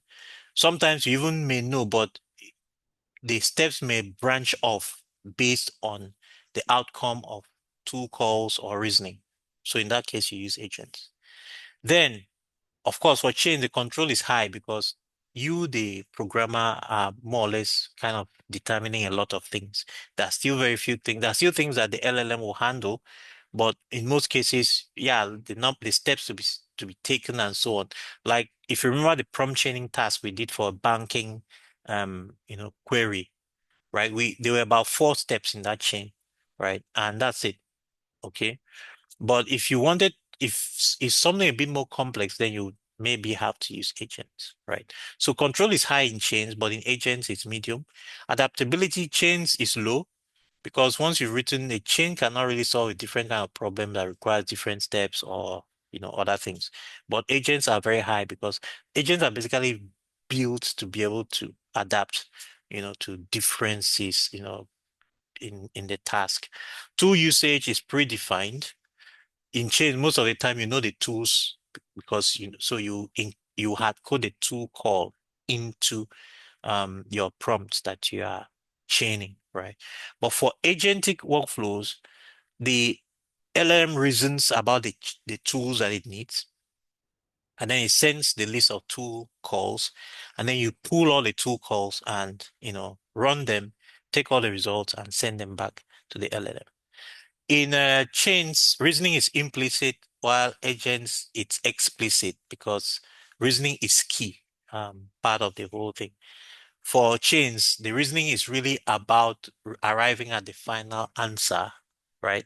But in agents, reasoning is also required for planning the um the sequence. So it's not just needed to come up with the answer, but it's also needed for planning.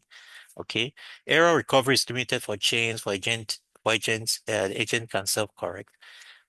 Performance for chains is faster. Yes, because it's simple and straightforward. But for agents, it's slightly slower because of the reasoning step and all of that. Complexity, chains are easier to build. Agents are more complex. So when do you use chains? You use chains when the workflow is well defined, when the steps are known in advance, and the predictability of the response or the outcome and the speed are very important, are very key, right? So example is a summarization pipeline, a data transformation flow, fixed business logic, and so on. You can use chains. But for agents, when the workflow is uncertain or evolving, and you don't know the steps, things can change.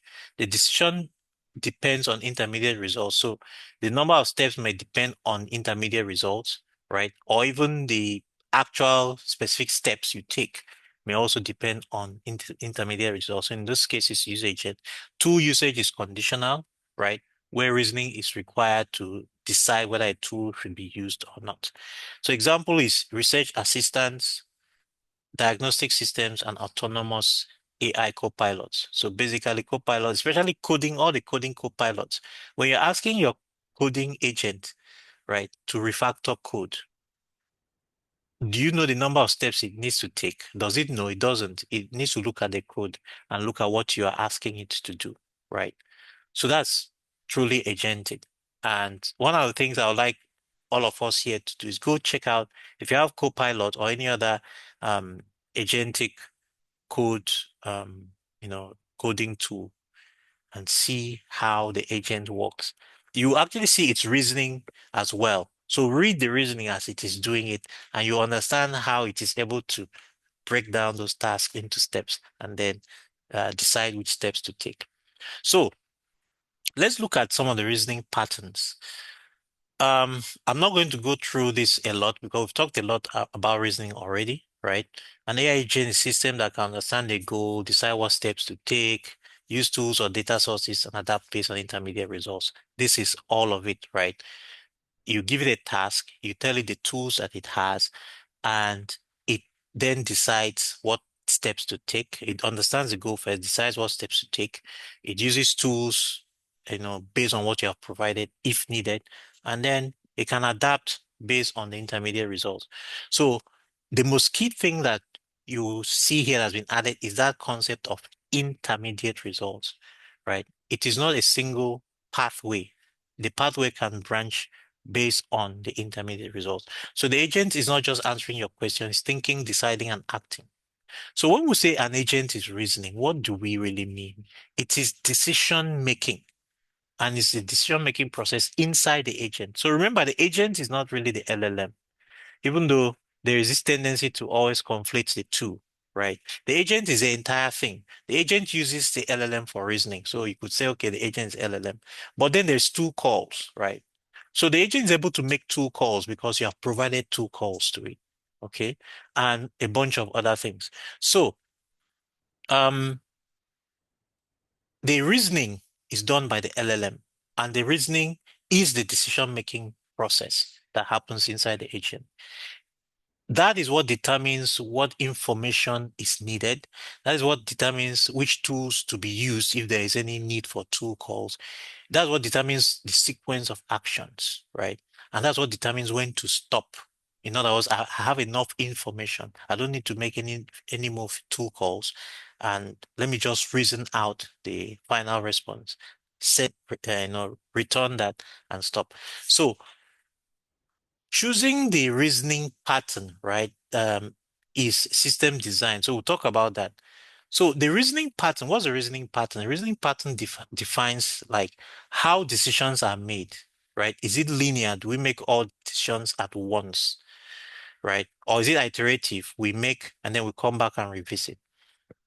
Is it planned? We think ahead and lay out, the plans, or is it dynamic, where we don't decide until when we get the feedback either from the retrieval or from the tool calls, right? Reasoning pattern also defines when tools are used. Do we call the tool immediately, or do we only call the tool when needed?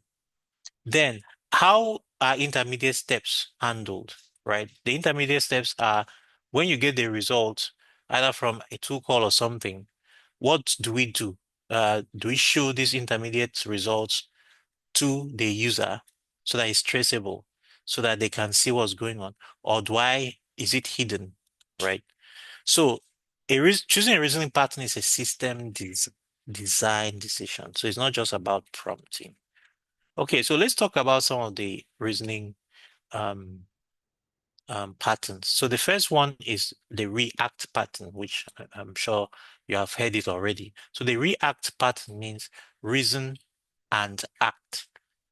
So the core idea of react is you reason and you act. So the agent is alternating between thinking about a problem, then taking an action. Thinking about a problem, if thinking about it requires a tool call, you take the tool call, right? You get the response from the tool call. You take that response from the tool call, the result from the tool call, and reason again, you know, within the context of the original request, right? And then you now decide from the tool call and the previous request, rather from the tool call results and the previous request, does the agent need to reason again? Well, it does need to reason again. It will reason again. But the question now will be, does it need another tool call? Or does it just send a response? If it needs another tool call, then we'll go through another loop, right? And that's basically it. So the React execution loop is typically think, right? Which is analyze the current state, okay? Then decide the next best action. Then you act, call a tool, which is either to search, API call, calculator, database, or whatever, right? Then observe. The third step is observe. Observe from the standpoint of the agent is when you receive the result from a tool call, okay, you observe, you still will reason about it. That's repeat. Continue until the final answer is produced. In other words, if what you get is enough for a final answer, you give the final answer. If it is not enough, the agent will basically go back to thinking again and deciding the next action, deciding a tool call, and so on. And that loop will just keep going until it comes out with something. So this is kind of the whole thing, right? You have the reasoning traces, which will be maintained. You do a call to the language model. So the call to the language model is then going to result in actions, right? The actions will change the environment, right? Which is basically executing the tool calls. Then the results will come back from the tool call back to the language model, and the language model can reason about it again. So you have that loop continuing. So that's the React pattern. Now, advantages of React, one is is highly flexible. So the agent can adapt to new information, right? If new information comes either from the tool call or something, the agent can adjust to it. And it's excellent for open-ended tasks. So tasks that we're not really clear about the objective and so on, right?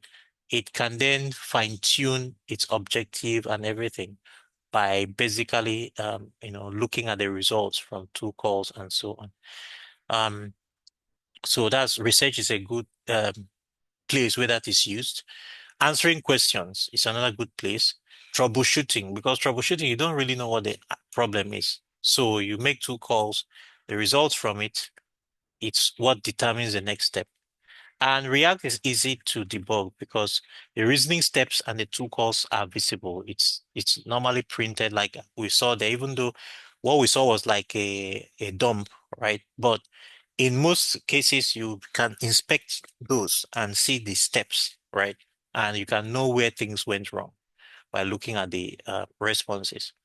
Then you can also inspect why a decision was made, right? Because you can look at the tool calls and other things, and you can, you know, you can even see what the language model is saying or what it's thinking, how it comes about, that um, action or that outcome.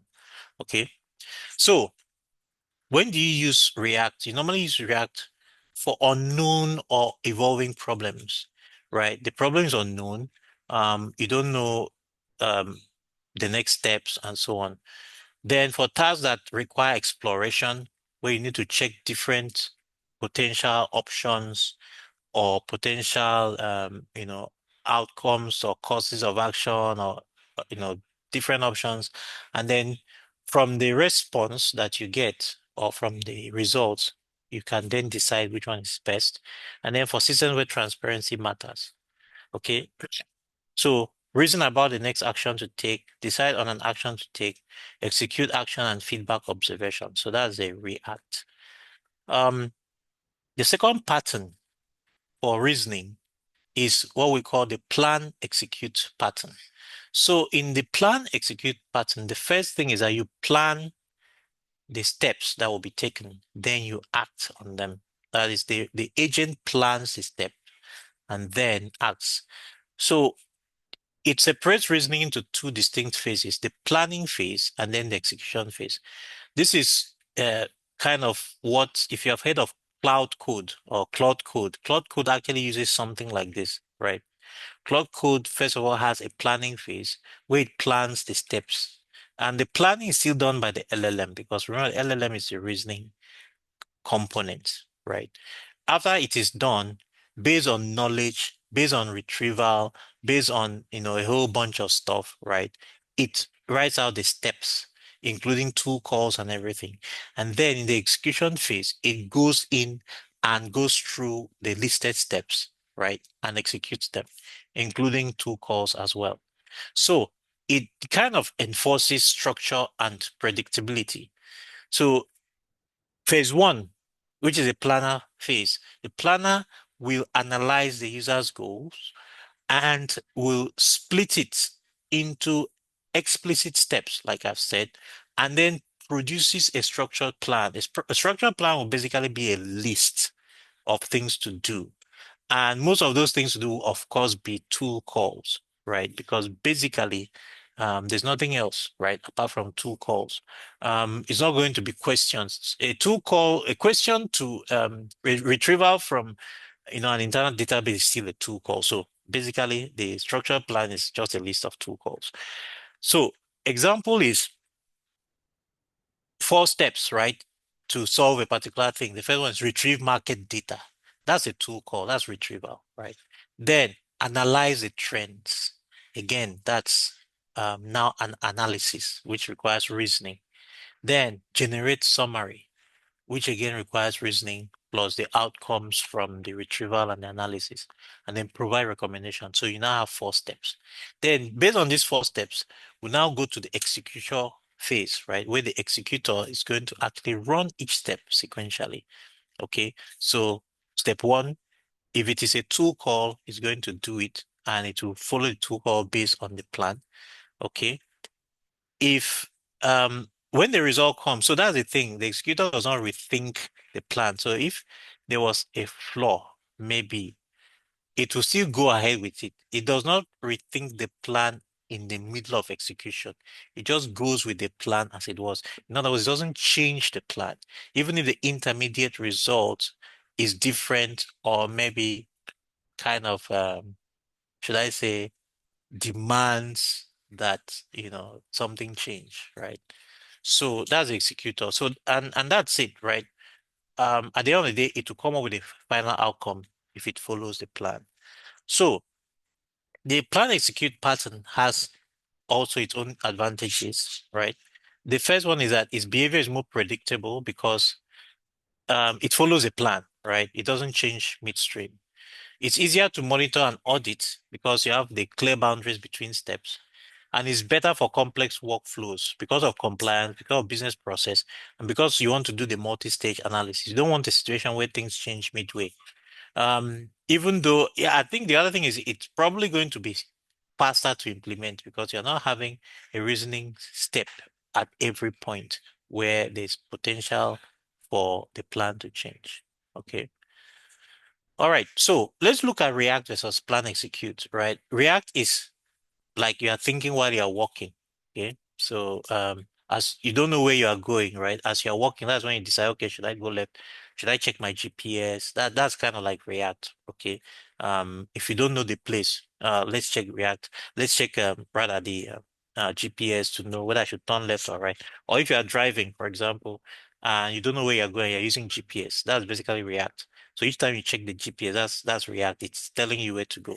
But plan and execute is you look at the GPS not while you are driving, but before you even get into the car, and you remember every point, right? You plan the route, and then you walk following the plan. Okay, so that's kind of the intuition. So the third one is what we call tool augmented RAG. So tool augmented RAG is basically RAG that you augment with tools, right? Is advanced RAG.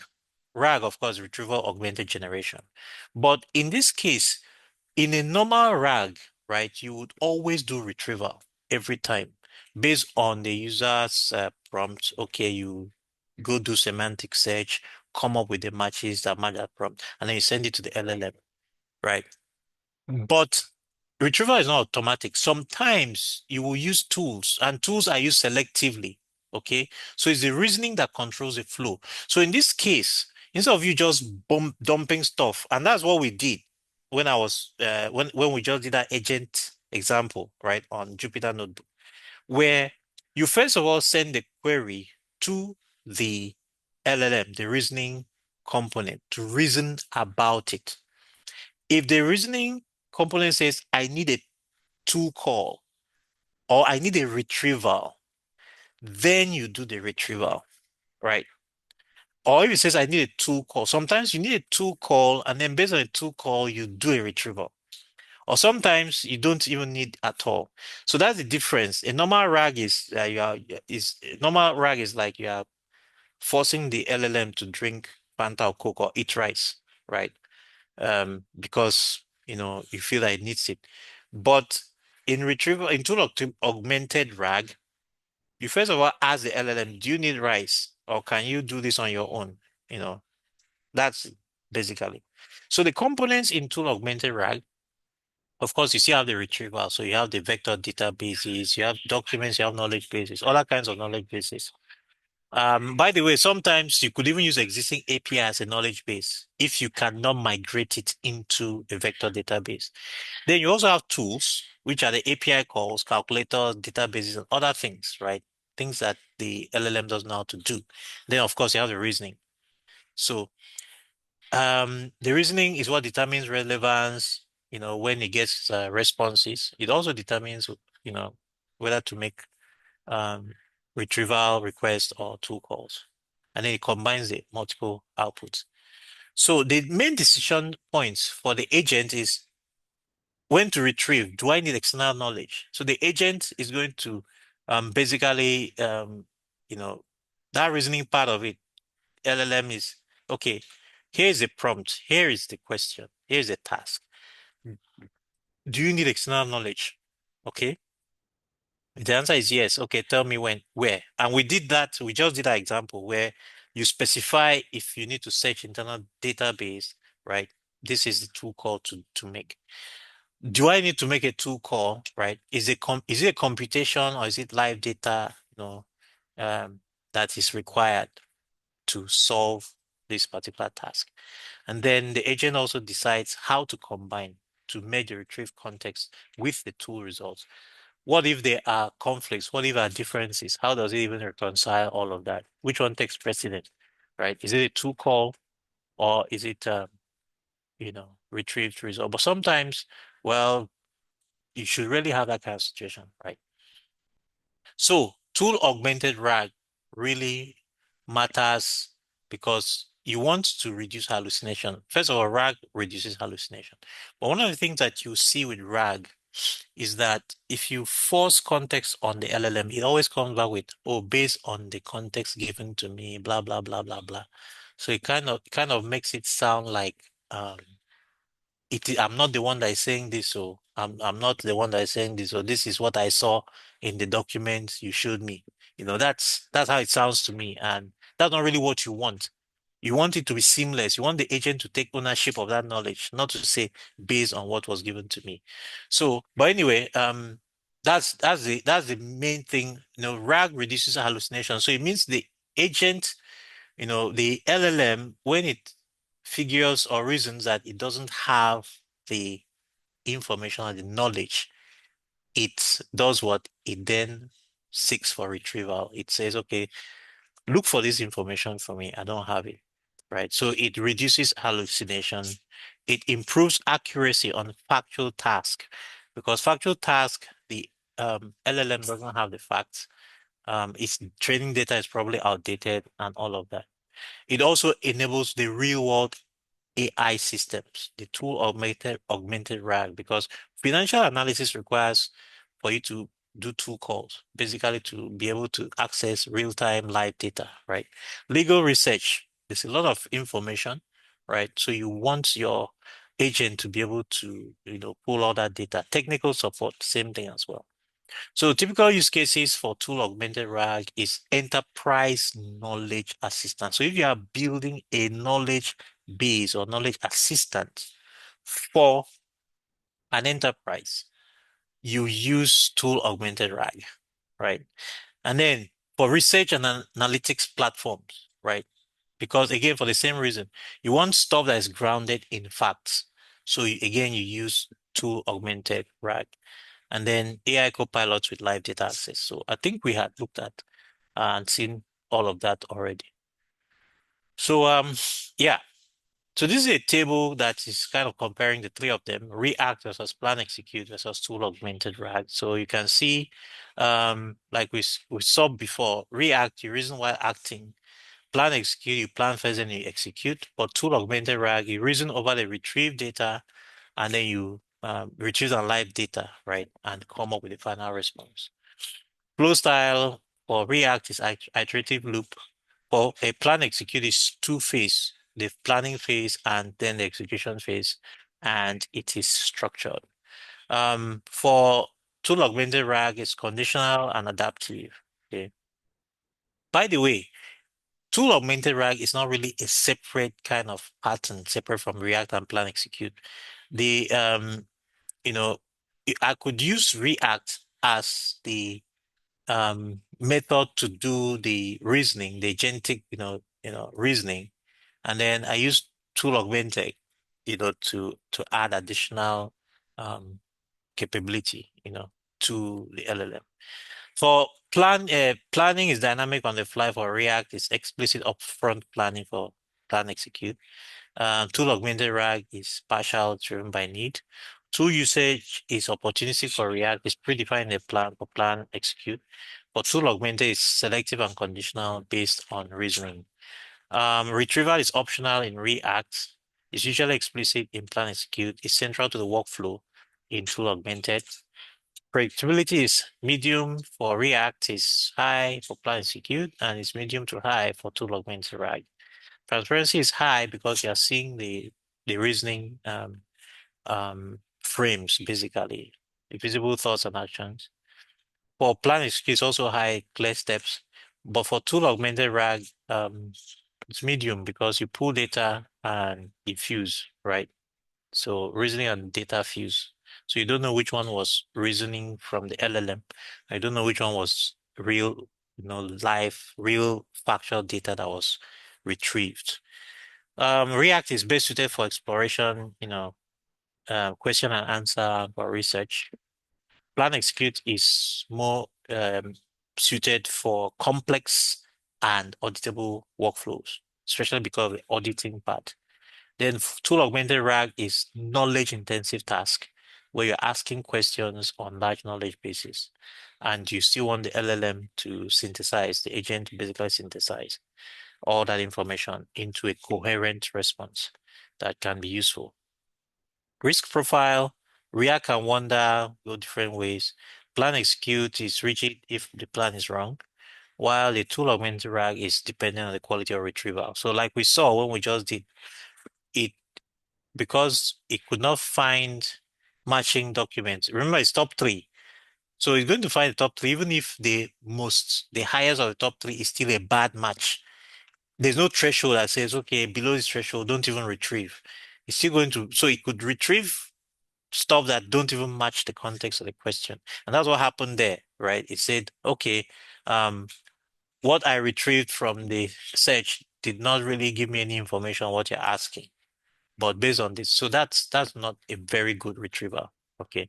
And when we are talking about building complex RAGs and reliable good RAGs, it allows us to, there are certain things that you will actually think about. How do you ensure that your RAG is tight? Okay. So at the end of the day, there's no best pattern, right? You choose which pattern based on the type of problem you're solving and the type of you know, AI system that you are trying to build. Depends on the problem structure, risk, and control requirements. So that is the end of today's class. When we come on Thursday, we will do a bit of hands-on to see how we can build a React loop and a plan execute loop using LangChain. Basically, just to learn how to apply all of these principles. So that's all from me. Thank you very much. Are there any questions?